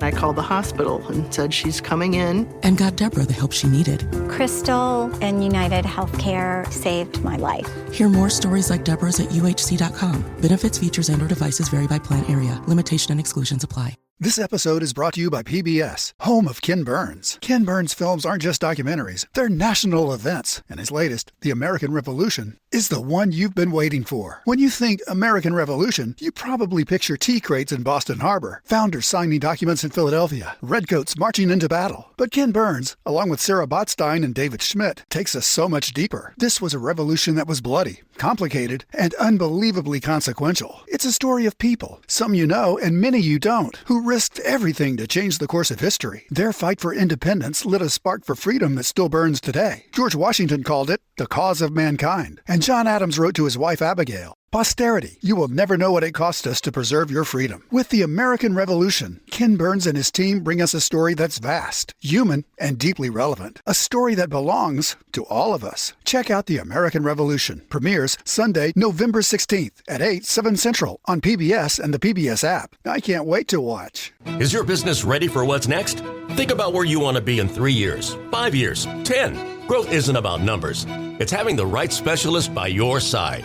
Moss Adams and Baker Tilly have joined forces to create a remarkable new organization. It's one advisory firm with resources, expertise, and vision built specifically to serve the middle market to help you get to what's next. Learn how Baker Tilly can help your business pursue its vision of success. Visit bakertilly.com/combo. 99.9 KISW. The Men's Room returns with Miles and Thrill. All right, cut up here at 5:08. We'll drink and toast for the shot of the day. And we do have your headlines on the way at 5:50. But first, quick check with Mike Hawk and some of the stories and headlines he is not working on. Sorry, you were just so sure of yourself. Oh, no. That's the movie. That's the movie. There's a black and white skunk-like squirrel that's been discovered in Ohio. Did you see the picture? Yes. It looks like a skunk without the white stripe all the way up the tail. It looks like Pepe Le Pew. Yes. I mean, it really does. Like, it's obviously a squirrel, but it looks like a skunk. I thought you said stunt squirrel. I was like, what is he doing? A stunt squirrel. I gotta know, right? Oh, hey, I'm Squirrel. Welcome to Jackass. We're gonna jump out of this plane. For today's thing, I'm gonna run across every 5 dishes at this restaurant. See what happens. We're going to run across 6 lanes of the interstate. Right. South Korea is seeing an influx of drugs washing on a vacation shore that are disguised as bags of tea. I guess as they fell off the boat. I was going to say, yeah, the boat went down. That seems like an odd method. Like, oh, I'm on vacation. You just look out in the ocean. Like, who do you pay on the beach to have your drugs wash up on shore? Right. I feel like it makes sense, though. It does. I mean, if you have them on the boat and the thing goes overboard, or maybe you're about to get boarded. Yeah. You push your product off. You would want it to be close to the vacation island. Well, how many drugs are there floating in the ocean? Oh, I'm sure there's an S-ton. Yeah. When I was like 14 years old, I'm in the Bahamas. We're on the beach at night, right? It's like maybe 8 of us sitting out there, and we hear this heavy breathing, and it's in the water. We don't know what it is. And you realize it's a guy in scuba gear. He pops up out of the water, okay? He looks at us, we look at him, and he's like, sorry, wrong beach, and disappears in the water. We realize this dude's running drugs up and down the coast. Damn. It was so weird, man. I mean, I've watched at least 2 films. There's a famous one of these dudes in Florida who basically find all this coke and are just like, we should sell it. Yeah. Call the cops. Wait. Right. Hold on. I'm watching another one, too, where it's just like, I don't know, they showed up on the beach, but that's the thing. kilos of that stuff shows up and you're sitting there with it. It's like, I know I shouldn't sell it to somebody, but I can make a lot of money. Cocaine. Can't really Google how do you sell cocaine in bulk. I mean, you can. While venting to reduce anger seems like a good idea, studies suggest they do more harm than good, and more calming and relaxing exercises do more to reduce and remove anger. Say that again from the top. So basically, it was, you're angry, you're pissed, so you need to vent, you need to get it off your chest, so to speak, and you're gonna feel better. And they say, actually, no, that's what do they call it? An inflammatory thing, as opposed to solving it by just calming yourself down, doing something that is more calming. They even say going for a run is not recommended for when you're go mad. for a walk because your heart rate's already accelerated. Right, and that's basically what they're saying. All right, is that venting is actually doing more harm than good. It's fun sometimes. Yeah. Smack somebody. It feels good. I guess it's like getting drunk. It feels good, but in the long run, it's not the healthy choice, right? Put your thinking caps on, gents. Time for the Merriam-Webster word of the day. Oh, boy. What's our percent on this? Honestly, I'm giving you guys 10%. Jesus. Yeah. It is a P word and an adjective. It's a formal word used to, especially in legal context, to describe an order, command, etc. that requires immediate compliance with no opportunity to show why one should comply. This something needs to happen. And it's a P word. It's a P word. Any quick guess? You guys are not going to get this. I do not know. Penal code. Peremptory. Peremptory? Oh, never heard. Peremptory. Sounds like something Scooby would say. Peremptory? Yeah, Joe would know that, but he's a lawyer. Yes, he would. Yes, he would. A single-seat, all-electric flying car conducted a demonstration for a crowd in North Carolina. And crashed. Oh, did it really? I didn't see that part. And they pooped in it. Dude, I saw a flying, I guess it's like a flying taxi. They had it all set up at the F1 race. It was like, it looked like a giant drone. But you could get in it and stuff. And I was like, that's wild. Well, they were saying that who pilots it? You do. The drone? Not that taxi, no, but the flying car. Yeah, the flying car, sure. I mean, do you just type in a destination? Right, is it like an autopilot situation? I mean, because this one that they had reached like 150 feet in the air. Enough to kill you, yeah. Yeah, so at that point, like, it doesn't... I mean, you're only going to get around 14, 15. Yeah. Yeah, that's a good bad enough fall. But 150 feet's more than enough to basically bypass traffic. How does it know where the power lines are? Well, we don't know how it knows, and we might find out it doesn't. Man, smart cars these days, they know they can show you the people that are walking in traffic in front of you. That's true. So, I was in a Tesla when I was in Phoenix. Oh, looking at the screen? Yeah, and you can literally see people walking on the screen as they're getting by, like, okay, I saw my house on the Tesla. This is getting spooky. From I-5, right, it kind of blows out a little bit, and I'm like, that is where I live. And it's the exact shape of my house. Right. That is weird. Yeah. So I found out my wife was cheating on me. So I wouldn't be shocked if it could say, there's the power lines right there, and then just bypass it. We got cars that drive themselves, for heaven's sakes, in a more dangerous environment than the air, I would think. Yeah. Right, I was about to say, like, I don't know if I couldn't do it, but then it's like, I took a driverless car. I was in a Cessna. Yeah. Apparently, I've just go against everything I said this year. Finally ate a hot dog. Attaboy. Yeah. What kind of hot dog? I don't know. My buddy just went, are you hungry? I go, yeah. And he goes, I got an extra hot dog at the Seahawks game. And I was like, thanks. Pocket dog. $1,000. A Stanford study revealed that cancer rates drop after the age of 85. Well, I think a lot of things drop, including your testicles and your life. And people. Yeah. Boobs. Really? Butt. Hey, good news, everybody. The skin underneath your bicep. Yeah. Forearm. Jesus. Thanks for that update, Stanford. Lower cancer rates after 85. You know what I'm saying? Because you're dead, see? I ain't seeing 85. Not that attitude. Nope. Yeah, quitter. Police in Ontario and Winnipeg are testing a new AI program to field non-emergency calls. That's fine. Like, I'm okay with that. Non-emergency My cat's calls. in the tree. Like, cool. All right. I feel like that would get the problem solved quicker. Do they do it like we do in the States? Because you could call 311 for your non-emergency, right? But people still call 911 for non-emergencies. Right. So is it up to the people to determine that this is not an emergency and then you dial that and AI does it? Or as soon as you say what your problem is, AI is like, we're going to take over. This is not an emergency. I would think it's tough, too, because, like, I don't know. Like, I had an incident. There's, like, people shooting up drugs in my parking lot. So I called 311, and then I was like, can you just send a cruiser by? Yeah. Right? And it took a while, but eventually they did. But the AI, like, Does a cop car still show up to scare him off? Does it say anything? Like, it kind of helped the cop. Was like, what are you guys doing? Well, we're shooting up drugs, officer. Well, I imagine that it would still talk to somebody. You know, there's got to be some program in there where it would do the same thing as calling 311. Right. It's just that it's AI that's doing it. It's all on computers these days. True. We need a unit to go out to this thing, and probably almost works like DoorDash only with cops. Like, will somebody go check this out?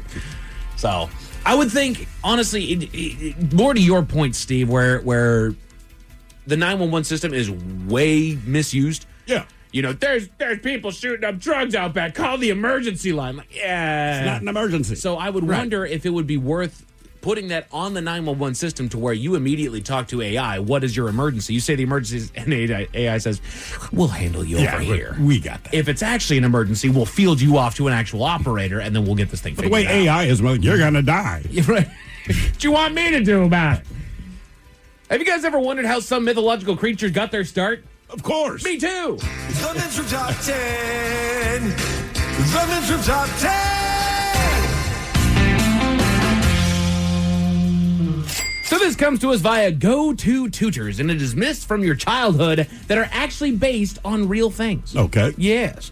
El Dorado. We all know El Dorado, yes. The City of Gold. The City of Gold. The Spanish conquistadors' quest for the legendary City of Gold was not pure fantasy. It was based on real ceremonies in Colombia where tribal leaders would cover themselves in gold dust and make offerings of gold and emeralds in Lake Guatavita.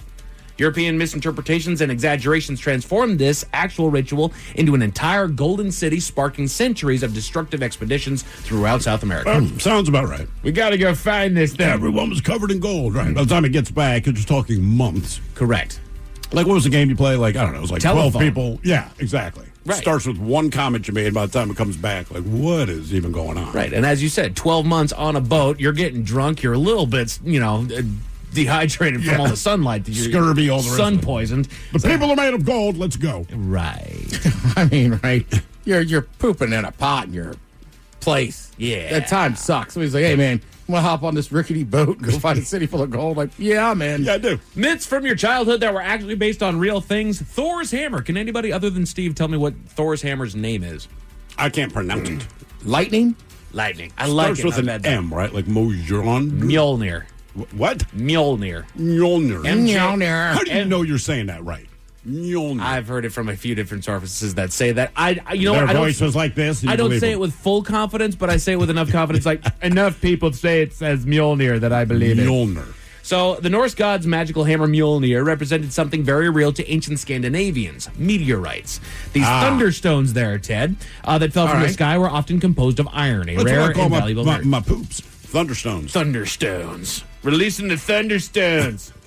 Iron, a rare and valuable material in early societies. Ancient Norse blacksmiths discovered that meteoritic iron made superior weapons compared to terrestrial iron, fueling the belief that Thor's hammer was made from a special metal with extraordinary power. I can't believe it could melt until it melted. Yeah. Yeah, no kidding. How do we make fire hotter, damn it? Mythological creature with only one eye. Cyclops. The Cyclops. The one-eyed giant from Greek mythology. Turns out they were looking at him from behind. He was just bending over to pick something up. Sorry. I have two eyes. You guys are going to stop spreading that rumor. Knock it off. I don't have a belt, all right? Just because it blinks doesn't mean it's an eye. He was just picking someone up. But it's the first plumber. It likely originated from ancient discoveries of elephant skulls. The large central nasal cavity in an elephant skull looked remarkably like a single eye socket when viewed from the front. Ancient Greeks finding these fossils in Sicily and other Mediterranean islands naturally concluded that they belonged to giant humanoid creatures with a single eye, creating the basis for the Cyclops. Yeah, if you see an elephant skull, that's exactly what you would Which, think. when you also look at them through a handful of different interpretations, they all have some form of tusk. Right. So I don't know if they're all that big, but yeah. Werewolves. The legend of humans transforming into wolves originated from Italy. From Italy. Turkey. Greece. From actual medical conditions and historical events. Certain rare conditions like hypertrichosis, causing an excessive hair growth, and porphyria, contributed to the werewolf myth. Additionally, cases of serial killers claiming to transform into wolves like the 16th century French nobleman, that guy, provided evidence of werewolves to medieval communities already primed to believe in such supernatural transformations. I love how that works. I know the medical condition here. He's a wolf. Yeah. Yeah, it makes sense. Who's the name of the monarch that had a wizard for a friend? Monarch King Arthur. King Arthur. Oh, yeah. Yeah. Well, not have a wizard. Known as Artie to his friends. While not a mythical creature in the same way as Zeus or unicorns, the legendary British king story grew from the seeds of truth. Historians believe Arthur may have been based on a 5th or 6th century Romano-British leader who fought against Saxon invaders. Over centuries, bards and writers embellished his exploits, adding magical elements like Excalibur and Merlin, transforming a possibly real military leader into the centerpiece of elaborate medieval romances. Yet again, we're dealing with a time where there wasn't a whole lot of fact-checking. There was a lot of things that got written down, a lot of stories that got passed by word of mouth, and then eventually when we get around to writing it down, it's been completely destroyed. It also just makes sense. If I'm a king back in the day, like, yeah, bring me a wizard. Well, now just know where the big Saxon came from. There you go. The big Saxon. Yeah. I mean, there's leaders today that there's a whole bunch of BS about them that people completely believe. Yeah, Kim Jong-un could dunk. Yeah. Correct. So, and some of the people around him, you'd be like, what? Right. Right? Like years from now, they'll be like, that's crazy. But the wizard thing seems cool. Hell yeah. I got a wizard. Just coming from the man who talked to a wise goat. You'd have been the easiest king. Here's your wise goat. Your Merlin, the wizard sleeve. I mean, Pamela Anderson. I've hung out with some wizards, I feel like, at a festival. Like, imagine. Yeah. It's like, yeah, can I use the bathroom? Sure. Don't forget to stop by the wizard. See what he's got going on. It's just in the other room, hanging out, smoking a bowl. Oh, geez. The Sirens of the Sea. Oh, yeah, manatees. that'll draw you manatees. Now, my only thing Mermaids. with that is, right, the mermaid, they're like, well, they probably saw manatees. Now, to your point about El Dorado, how long have you been on a boat when you look at a manatee and say, I'm jumping in the ocean for that hot chick? Yeah. It's Man, a manatee. You're talking to a guy from Enumclaw, okay? Eventually you hit a point. Where did Mike go? Especially the pirates and stuff, man. Yeah. You've been on a boat with just dudes. Yeah. For a long time. Even a manatee will do. Right? It's close enough. That fat water bitch is looking pretty good. Guys laid out. These aquatic humanoids likely originated from sailors spotting manatees and dugongs during long voyages. Long voyages, dude. The longer the voyage, the more likely. Well, I mean, I watched this whole show on pirates, and it seemed like they'd reach a point where it's like, we're either getting down with manatees or I'm going to kill the captain just for fun. Wow. The sunken city, everybody knows it. It's Atlantis. Again, these are myths that are actually based on real things. Is that Plato or Aristotle? Yes, Plato. You nailed it. Account of an advanced civilization swallowed by the sea might have been inspired by the Minoan civilization's downfall. Around 1600 BCE, the Mediterranean island of Terra experienced a massive volcanic eruption that decimated the advanced Minoan culture on a nearby Crete. This catastrophic event, combined with tsunami damage, created a real-life template for the story of sophisticated island civilization just disappearing beneath the waves. Yep. Makes complete sense when you think about it. The Pied Piper. We all know that story. The disturbing tale of the Pied Piper of Hamelin, who lured away the town's children, has historical documentation supporting it. He was driving a white windowless van. Oh, no. We got candy. Well, yeah, I mean, also, children follow a lot of people. Sure. Yeah. I think he's just probably the first well-documented. Yeah. Right, that behavior's been around for a long, long time. So, record from the German town of Hamelin noted that in 1284, 130 children born in the city were led away by a piper dressed in many colors and lost at the place of execution near the Koppen, I believe. Yeah. Historians believe that this could reference either a children's crusade, an emigration movement, or perhaps an epidemic that particularly affected young people, as you guys were saying. A weirdo who just lured a bunch of kids away. That's what I'm guessing it was. Yes. Well, if it's like Santa Claus, you'd follow him. Well, yeah. Exactly. You know, that guy came around, I was like, I got toys, follow me. Come on, kiddos. Dragons. These fire-breathing creatures appear in cultures worldwide, not just because they actually existed. Dinosaur bones. But because our ancestors discovered dinosaur fossils. That's exactly right. Ancient Chinese and European civilizations finding massive fossils created explanations consistent with their understanding of the world. In China, fossilized dinosaur bones were documented as dragon bones and used in traditional medicine for centuries, showing how real paleontological findings shaped mythology. And I think it also explains why dragons look different throughout different cultures. Depending which dinosaur bones you found. Correct. Right? Yeah. You know, you have ours that are over here they're quadrupeds. They do kind of they look like a Spinosaurus of certain kinds, just a little bit elongated. You find a pterodactyl. Right. Right? The bones, you're like, all right, makes sense. You go over to China where they're these big, long, serpentine-like dragons. So it's just a matter of where you track these guys down. Unicorns. While we know unicorns aren't real magical horses with healing powers, they weren't complete fiction either.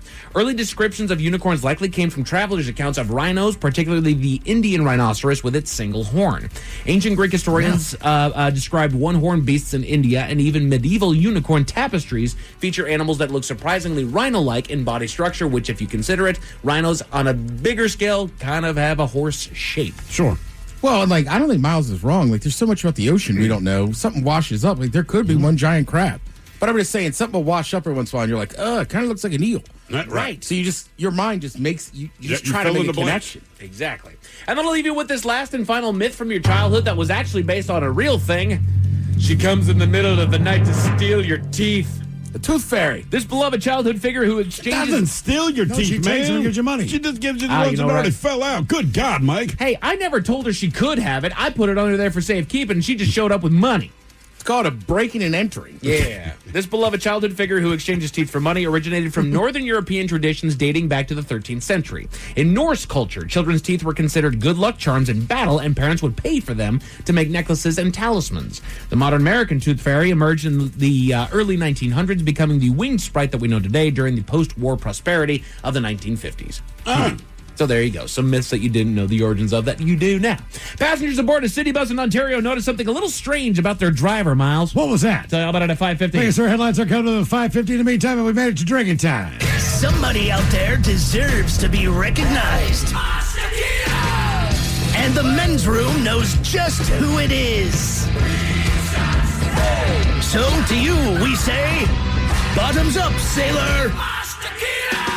You're the toast of our shot of the day. Great time it is, and as usual, we head to the drink desk and Steve Thrill Hill to find out who we're toasting. Yes, indeed. And today we toast my daughter who turned 15 years old today. Congratulations. I just need, as you are my oldest child, I'm going to tell you right now, the hours are long, the pay is terrible, and you never officially hired me, but I got the best job you could possibly have, which is to be your dad. It's just that easy, man. Keep that very pure heart that you have. No matter what you say, I do, in fact, love you more. My only complaint, stop sitting on my place on the sofa. Okay? I am dead serious about that, man. That is my spot on the sofa. You keep asking me, why do you like that spot? I just do. Yep. Why does it matter? Happy birthday, baby. 15 years. Congratulations on high school. Everything that goes with it, man. Keep your heart as beautiful as it has been from day one. That's all I can say. That went by fast. Maybe not to you, baby. I'm telling you. 15 years went by in the blink of an eye. I love you to death. Happy birthday. And we're going to eat pizza tonight, babe. Just know that. Nice. I don't know why you didn't mention her on the birthday shout out, so I wasn't going to say Well, I was waiting for the shot of the day. Gotcha. Because I'm selfish, and it is my daughter, you see. So I have this opportunity to do that. You know, happy birthday to everybody else. Yeah, cool. But she's getting the shot of the day. Baby, I love you. I'll see you in a little bit. So on that note, we pour this booze and we drink this booze because we think it's yummy. Yummy. So over the tongue and down the throat to party in our tummies. Down the hola, bichola. All right, it's going to get tested on the line for Profile This, 206-803-ROCK. Profile This is next. To remind you that 60% of sales on Amazon come from independent sellers, here's John from Devil Dog Pet Company. We run our family business from Sterling Heights, Michigan, but we can reach customers all over the country thanks to Amazon. Good boy. Shop small business on Amazon. Deborah had to have surgery. I had hip surgery in November of 2024. Her United Healthcare nurse, Crystal, checked on her. We do a routine call after surgery, and I could tell that she was struggling. Deborah needed help. My infection markers were through the roof. And Crystal knew what to do.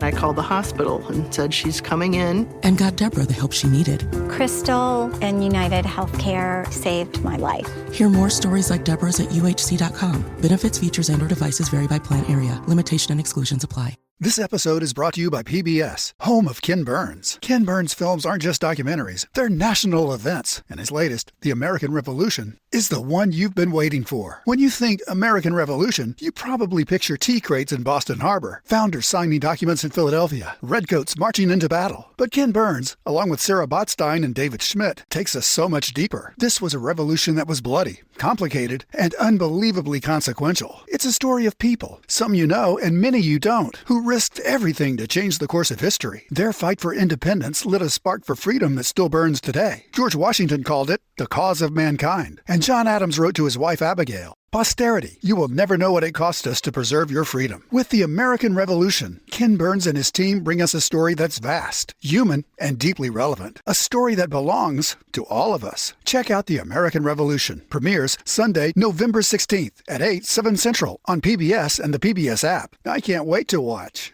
Is your business ready for what's next? Think about where you want to be in 3 years, 5 years, 10. Growth isn't about numbers. It's having the right specialist by your side.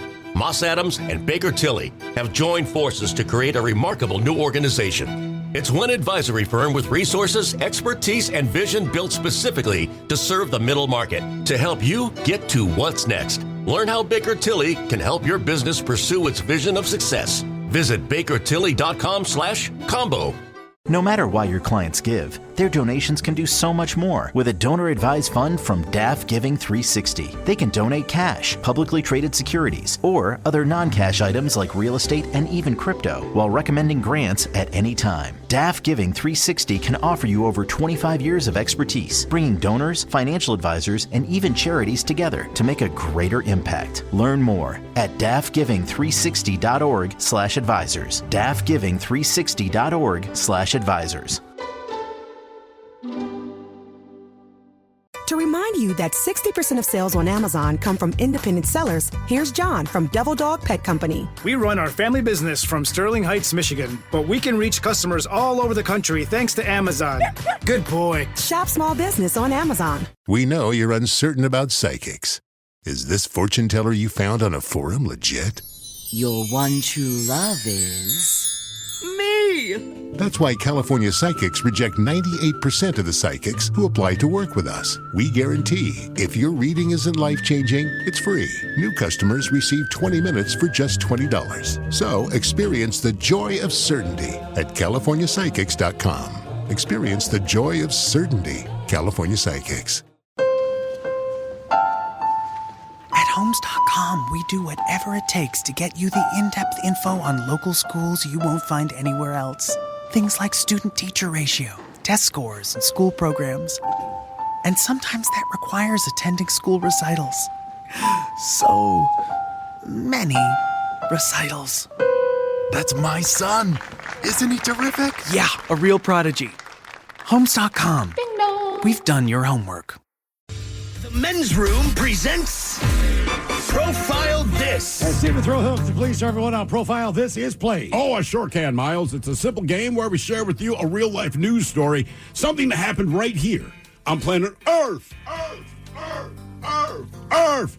And as you listen to the story, based on the stereotypes you believe to be true of people and the decisions that people make, we'll ask you what it is you think makes the story a story. Hello, Devin. Welcome to the Men's Room. Hola! Hola! Hi, Devin. I already know that you know how this here game is played, correct? That's right, man. Fantastic. You have your choice today, as always, of one of three categories. Today, we offer you the wonderful world of drugs. We have Animalized This, where you guess the animal responsible for causing the problem. And finally, today, we have Seriously, where you guess the petty conflict that led to violence. Let's do some drugs again. All right, authorities in Indian River County, Florida. They say a Vero Beach man who was high on drugs, he was high on drugs when he attempted to break into the county jail. Investigators say the 24-year-old Patrick Rempe, it rammed his 2002 Toyota into the front doors of Building C at the jail complex, barely missing a deputy. They point out that the glass shattered but maintained integrity. Rempe then drove at a high rate of speed, ramming into the fence outside of Building E, causing damage to the fence. But he was not done. Rempe then climbed up on the fence and then became entangled in the razor wire at the inner perimeter of the jail. Medical services were called to remove his dumbass from the fence. He was taken to the Indian River Medical Center for treatment for his injuries. Now, deputies said Rempe admitted that he was high and that he just wanted to visit friends who were in jail. There are easier ways to do that. Anyway, he faces charges of aggravated assault on a law enforcement officer, battery on a law enforcement officer, 3 counts of felony criminal mischief, leaving the scene of a crash with property damage, driving under the influence, and possibly more, including possession of drugs. Good times. The question is, what drug was my man high on when he tried to break into jail to visit friends? Was he high on crack, PCP, Fleka, or bath salts? So crack, PCP, Fleka, or bath salts. What was my man riding on when he decided to try to break into jail?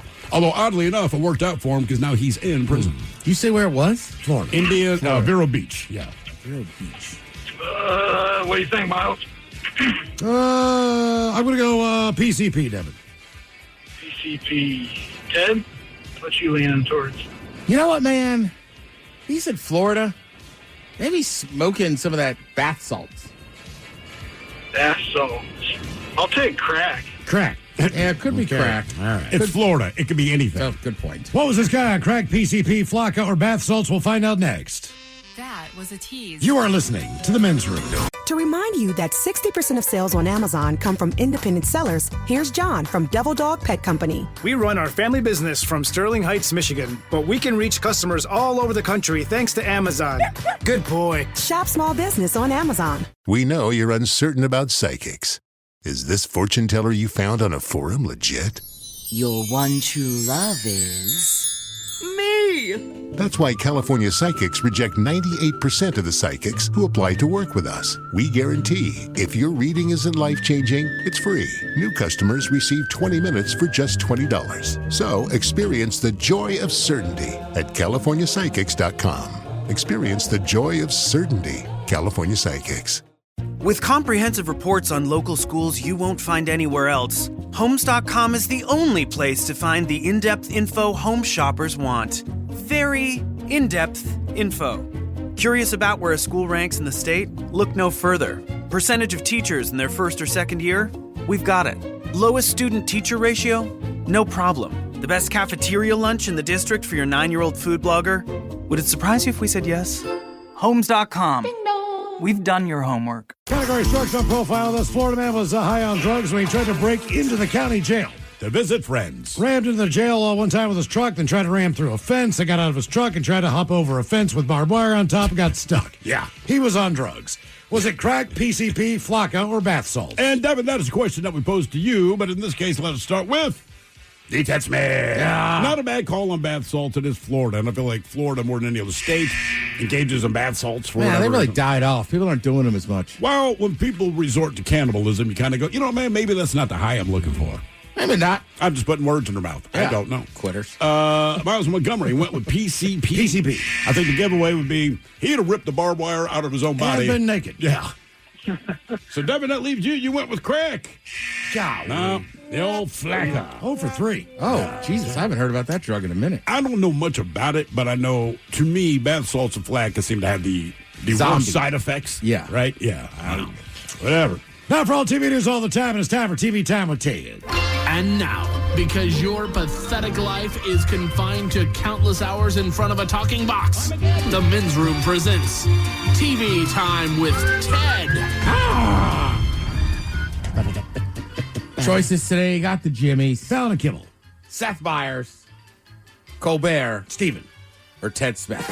Is it Ted or is it late night? We're trying to the title. These guys have teams of talents, writers, something come up with their monologues each and every night. It is up to you to determine, is this an actual late night joke and from whom, or could it be a The Ted Smith original? Will Smith was seen with both his current wife, Jada Pinkett Smith, and his ex-wife in a very rare family photo. So I guess he wanted to get slapped twice? The Ted Smith. Yeah. Who's his first wife? Or do we not know who she is? I can't. It's Cherie Zampini? Pino? Okay. Oh, her. Yeah, sure. That's why I left it out. Yeah. Disney is set to launch a new Disney cruise ship, which is more than 1,100 feet long and carry up to 4,000 pathogens. Seth. Yeah, I'll say Seth. That's Seth. Disney is set later this month to launch its new Destiny cruise ship, which is more than 1,100 feet long and can carry up to 4,000 pathogens. The fast food chain Kentucky. Kentucky. I'm trying to get too fast. The fast food chain Kentucky Fried Chicken is revealing a new menu in honor of the Netflix show Stranger Things that includes a 12-piece nugget that you would swear was 25. Those kids aren't playing D&D anymore. Seth. Colbert. That's Seth. The fast food chain Kentucky Fried Chicken is unveiling a new menu in honor of the Netflix series Stranger Things, including a 12-piece nuggets that you would swear was 25. Those kids aren't playing D&D anymore. What? Everything's got Stranger Things on it now. I know. Doritos, Gatorade, KFC. And my thing is, like, if you watch Stranger Things, which I do, I never think, damn, I'm so hungry at the end of this. Like, that's not a show. It would be like doing a tie-in with The Exorcist, like pea soup. You know, like, it's not a show where you go, like, I want to eat anything that I saw on this show. It's kind of like, White Castle. They never really got to White Castle. Maybe at the very end of the movie. Yeah. But the whole time I'm thinking to myself, I could go for some White Castle. Now, I don't need a special, Harold and Kumar sandwich. Right. I just think about White Castle. Stranger Things, there's nothing about food at all. Right. Yeah. And if someone is eating, they might be eating your body. Yeah, I don't get it. Yeah, I'm like, God, it's in everything. Yep. I know. Like, even the Wednesday, who was that, Burger King or whatever? So Wendy's or Burger King? I don't remember. One of them, but it was just like, they're evil nuggets. Yeah, no. Okay. All right. Did they now, taste listen, like the regular nuggets? Szechuan sauce at McDonald's from Rick and Morty. Good job. They got it back. People loved it. Buffalo Ranch kicks ass. Brand new. Awesome. As a kid, I ate the Teenage Mutant Ninja Turtle pies. Was it green? It was green on the outside and it was yellow, so Bavarian cream on the inside. Sounds appealing. You know, like the little Hostess cakes? Sure, yeah. I loved them. But again, I don't know as an adult if that stuff makes you run Teenage out. Mutant Ninja Turtles. You know, Stranger Things it skews older. Like, some kids watch it, but it's not necessarily a kid's show. Correct. Yeah, you can sell anything to kids. I mean, that's kind of what Saturday morning cartoons are. Chick-fil-A's doing a waffle chicken sandwich now. Ooh. Yeah, there's a lot of stuff out there. I guess I'm just saying, I don't know how much TV shows influence the food I'm buying. But, I don't know. It's working. Let's see. So the Golden Bachelor finale was last night. So the big question was, right, that Mel Owens guy, right? Remember, he's old, but he was like, no women under 60. Yeah, that dude. And he was like, it was taken out of context. You said it. Well, what he actually said was, none of them old bitches. But he's already done this once, and he got separated from the girl, right? Right. So he handed the final rose to 60-year-old Paige Munson. She's a retired fighter and bomb tech from Vegas. Kind of a badass. Yeah. He gave her the ring in the finale. They're still together. They're not engaged. All right. Okay. How long has it been since they taped the finale to now? I'm not. On It's average. months. It was a couple months. Yeah, I watched the whole thing on The Bachelor, like the first couple years and stuff. There's only a few of the couples who have actually stayed together. Sure. I think one of them actually lives in this area. But, it's not a high percentage. And also, I don't care who you are. It would be very tough to know somebody of everybody I know. I have one friend that met a girl, dated her for 2 weeks. She was going to move. He flew down there and said, I like you that much. I think you should move back when she get married. Now, they're still married. But most people date longer than a month. And they only film that show over about a month. But also, I don't have like 11 other women with me. I want to see like the manager at Jiffy Lube up there. Right. You know what I mean? Just some regular Tammys. I'd watch that. Oh, I've always like the trailer park version. Yeah, exactly. You don't have to be rich. All that. Exactly. Like, you would never want to be on reality. You're coming then. Yeah, she's smoking Pall Malls. I'll tell you what, I'll give you 20 just to I mean, look, that's part of the problem, though, and that's what attracts people to these shows, right? You want to see hot people doing hot people stuff. Yeah. Right? Mm-hmm. Hot people stuff. Well, right, like all those shows where it's like Temptation Island. Yeah, nobody's like. I want to see the exact opposite of that. Okay, you might. I'm just saying. I cannot believe she is wearing a bikini. All right, I don't think a lot of people are like, oh, so Ted Shaved is back. Look, shirt in the Sweet pool episode. Shirt in the pool guy. Now that's acceptable. Because you got all the suntan shirts. Everybody's wearing a shirt in the water. It just upsets me. Let's see. Eddie Murphy says he cured himself of OCD. Cured himself of OCD. Tell me how. There's please. a new Netflix documentary, right? Mm-hmm. I believe it's called just Being Eddie. When he was a kid, he used to do things like get out of bed multiple times to check the stove, make sure it's off. He says like every single night, all this weird stuff. Then he saw a news report on OCD and it clicked. I was like, oh, that's what I got. I keep doing crap like that. So basically, he was like, he looked at it like it was some sort of mental illness. I made myself stop doing it. I'm like, I'm not doing it anymore. I thought I was a weird kid. And I ain't know I had some mental illness. So basically, like, he forced himself to stop doing it. All right. I mean, you could will yourself to do it. It's just a lot of effort. Correct. Yeah. Some people have severe OCD. Sure. So it's like, okay, you might. His was probably not severe. Bad, Correct. but not. Look, put it this way: if you diagnose it, then it's bad enough that it got diagnosed. But I go through severe a is a lot worse. Mine's a checklist. I go and go like, did I leave the oven on? Did I leave a burner on? Did I completely close the refrigerator? And I just wait for the smoke detector to go off. I'm completely I mean, relaxed. I check Then when I my- walk back in, I'll check it again. Yeah. For some reason, when I'm finally going to sleep and leaving the living room, I know I've locked my door, but I will check it I will check it. That's always my last thing that I do, and I never did it until I had kids. Once I had kids, I'm like, just make sure the doors are locked. Right? I just have a light switch right by there. So it's like, all right, I'm over here. I might as well check it. Sure. Castle's locking his doors tonight. The complete opposite of OCD was I was driving down to the Emerald Queen Casino a couple weeks ago and got to Federal Way in my sweatpants and a hoodie and realized, oh, my overnight bag is sitting in my living room. Oh, see, that's when it pays. Right. Would you forget you had a hotel? No, Miles. I went up to my car, did something else, came back down, and sat the bag down as I had forgotten something. Put it in the bag, and then just ran up and hopped in the car. And I like that you grabbed the thing you forgot to put in your bag and then forgot the bag. Right. It's just that sinking feeling. So I pulled over, and it was, didn't have it in there, so I had to drive back and get it. God. It was fine. It was a great night, and I love Eddie, so I was like, not going to miss it. He's like, dude, I would have blown it off. I was like, no. I got you. This is kind of hot off the presses. Just want to say real quick, sports-wise, like, Cal Raleigh did not win the AL MVP. Now, we have some, obviously, living in Seattle, you have your own thoughts on it. But also, he should have. You Mariners fan or not, man, he should have been the MVP. Correct. He's an everyday catcher, switch hitter.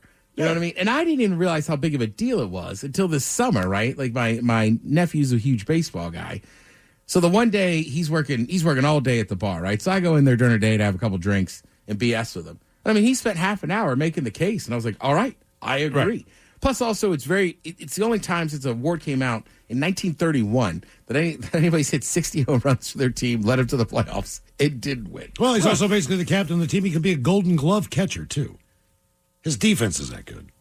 Correct. So I think it's one of those things, and Throw and I were saying during the break, too, like some of these awards, just change the names of them. Right. Like in the NFL, like Jonathan Taylor, the running back in Indianapolis right now, is the clear MVP. Without question. But they're still talking about quarterbacks, right? When's the last time a primarily defensive player won the Heisman? Charles Woodson? Right. And he still returned kicks and played a couple downs on offense. Yeah, well, and I know Travis won it last year, but overwhelmingly, it's called the quarterback awards, and it's fine. Correct. Right, that's all. Yeah, it's just wild. And it's just, I know it's an old man thing, but just like, man, he was so good. And at the end of the day, it's not about the best offensive numbers, which he had. Right. Well, I know his WAR or whatever wasn't as good. Right. But it's like, the Yankees have a much higher payroll. You take Aaron Judge off that team, I still think the Yankees have a shot at making the playoffs. Without Cal Raleigh, the Mariners, they wouldn't have been the Mariners this year. That's what makes you the most valuable player. Wait, and what was, Mike, help me out. You're a better fan than I am when it comes to Mariners. What was that, 2 years ago in spring training or after the season? He blatantly called out ownership and just said, that's why they got a new coach. We need a new coach. We got to spend some money, which a lot of clubs could have jettisoned him at that point. Yeah, it was either last year or 2 years ago that he made that call. 2 years. Right. Just legend. I mean, the beginning of last season. Yeah. After the end of the second. Which is just good for him, but that's hard to do. Right. And that's legendary to begin. But so he did it, and he was right. Right, so you look at most valuable player for a team. How is it not that guy? I don't know. Well, it's like Myles Garrett.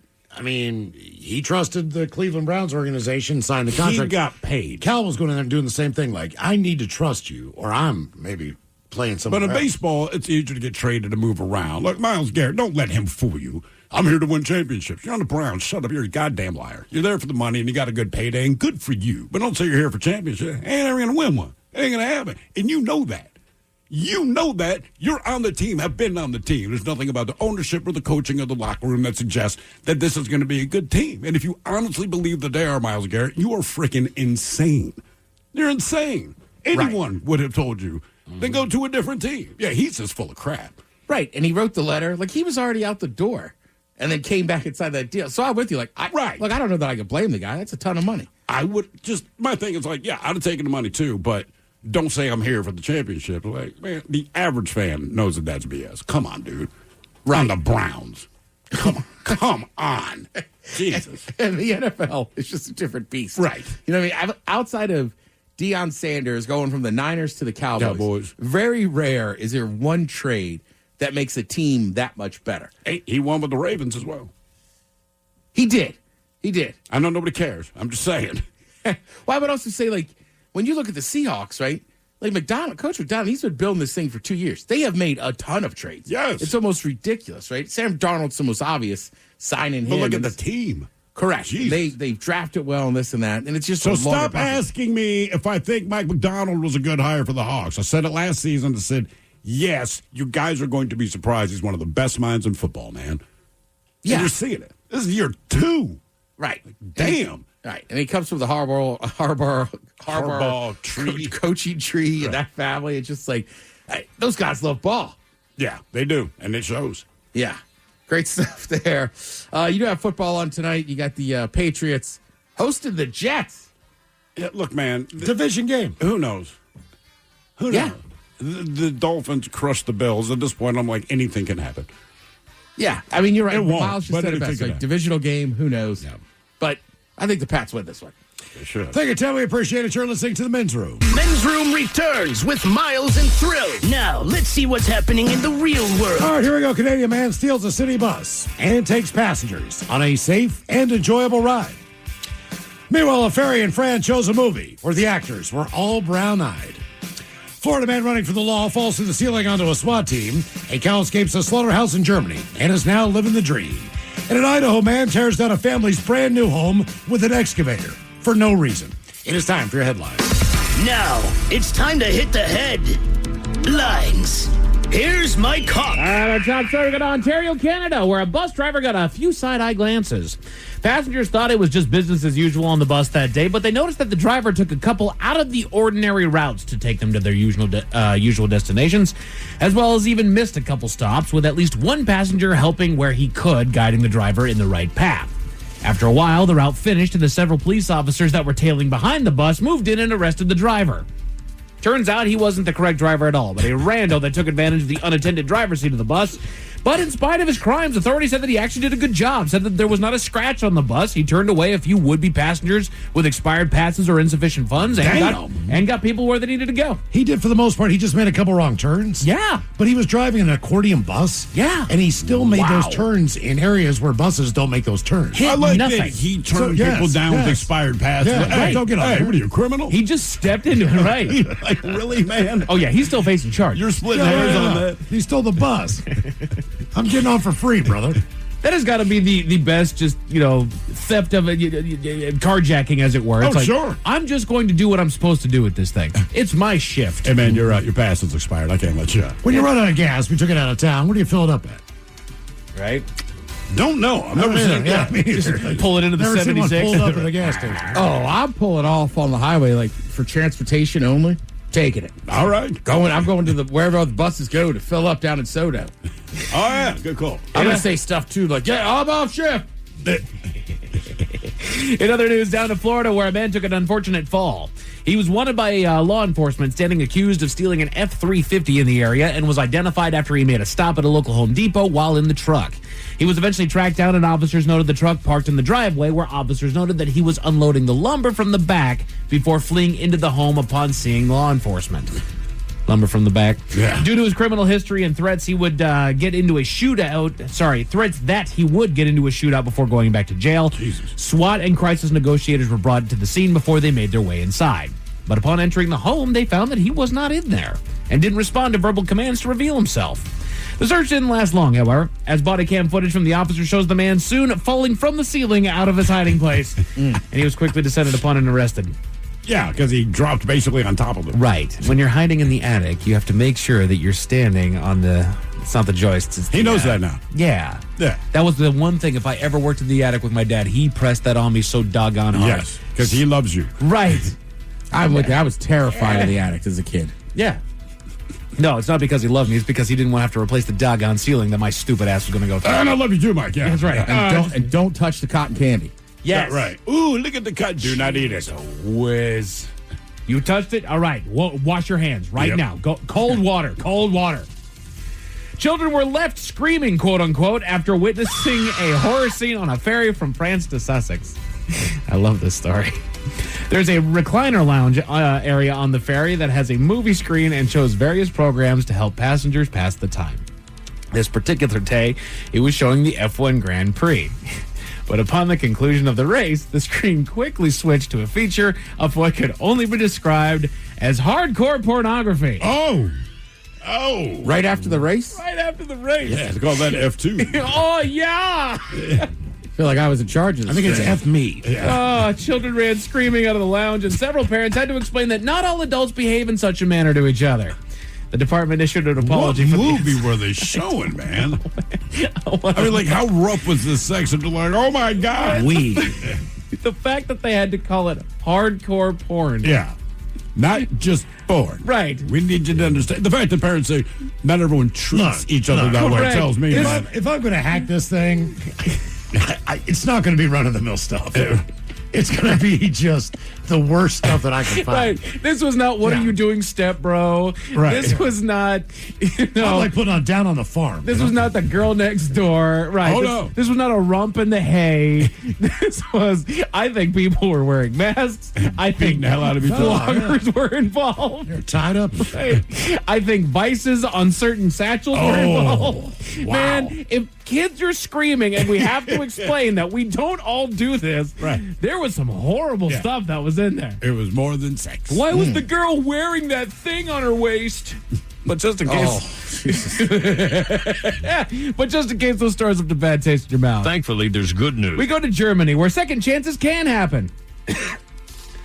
A local slaughterhouse had a bit of a situation when one of the cows that was being transported to the facility managed to escape from her owner and flee into the nearby woods. She wandered through the woods for about 10 weeks before finding a new home among a flock of roughly 200 sheep.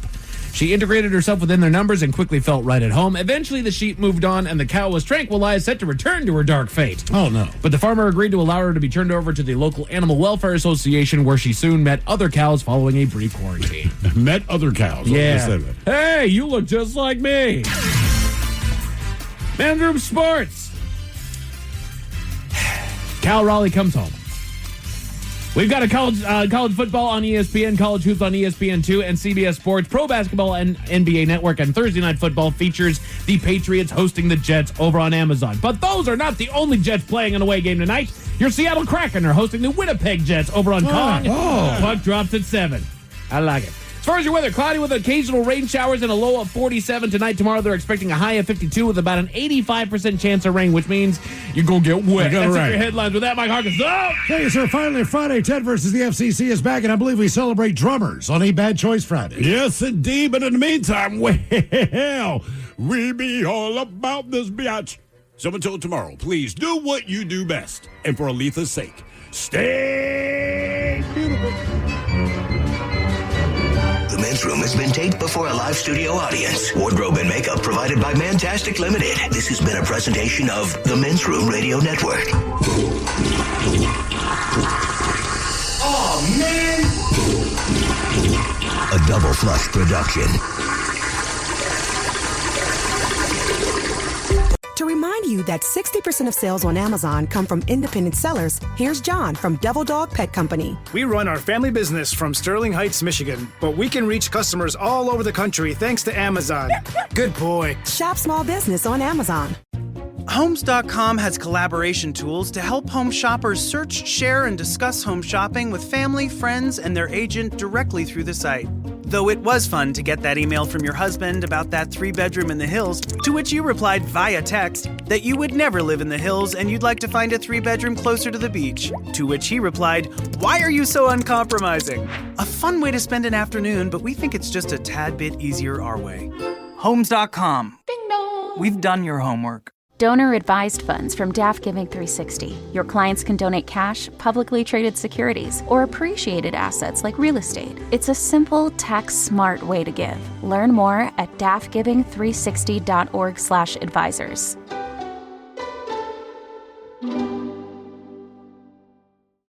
You've finally broken loose from work. 3 friends, 1 tea time, and then the text. Honey, there's water in the basement. Not exactly how you pictured your Saturday.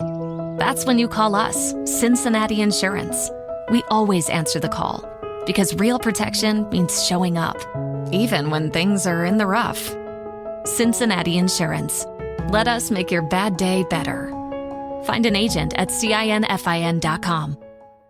This episode is brought to you by PBS, home of Ken Burns. Ken Burns films aren't just documentaries, they're national events. And his latest, The American Revolution, is the one you've been waiting for. When you think American Revolution, you probably picture tea crates in Boston Harbor, founders signing documents in Philadelphia, redcoats marching into battle. But Ken Burns, along with Sarah Botstein and David Schmidt, takes us so much deeper. This was a revolution that was bloody, complicated, and unbelievably consequential. It's a story of people, some you know and many you don't, who risked everything to change the course of history. Their fight for independence lit a spark for freedom that still burns today. George Washington called it the cause of mankind. And John Adams wrote to his wife Abigail, "Posterity, you will never know what it cost us to preserve your freedom." With the American Revolution, Ken Burns and his team bring us a story that's vast, human, and deeply relevant. A story that belongs to all of us. Check out The American Revolution. Premieres Sunday, November 16th at 8, 7 Central on PBS and the PBS app. I can't wait to watch.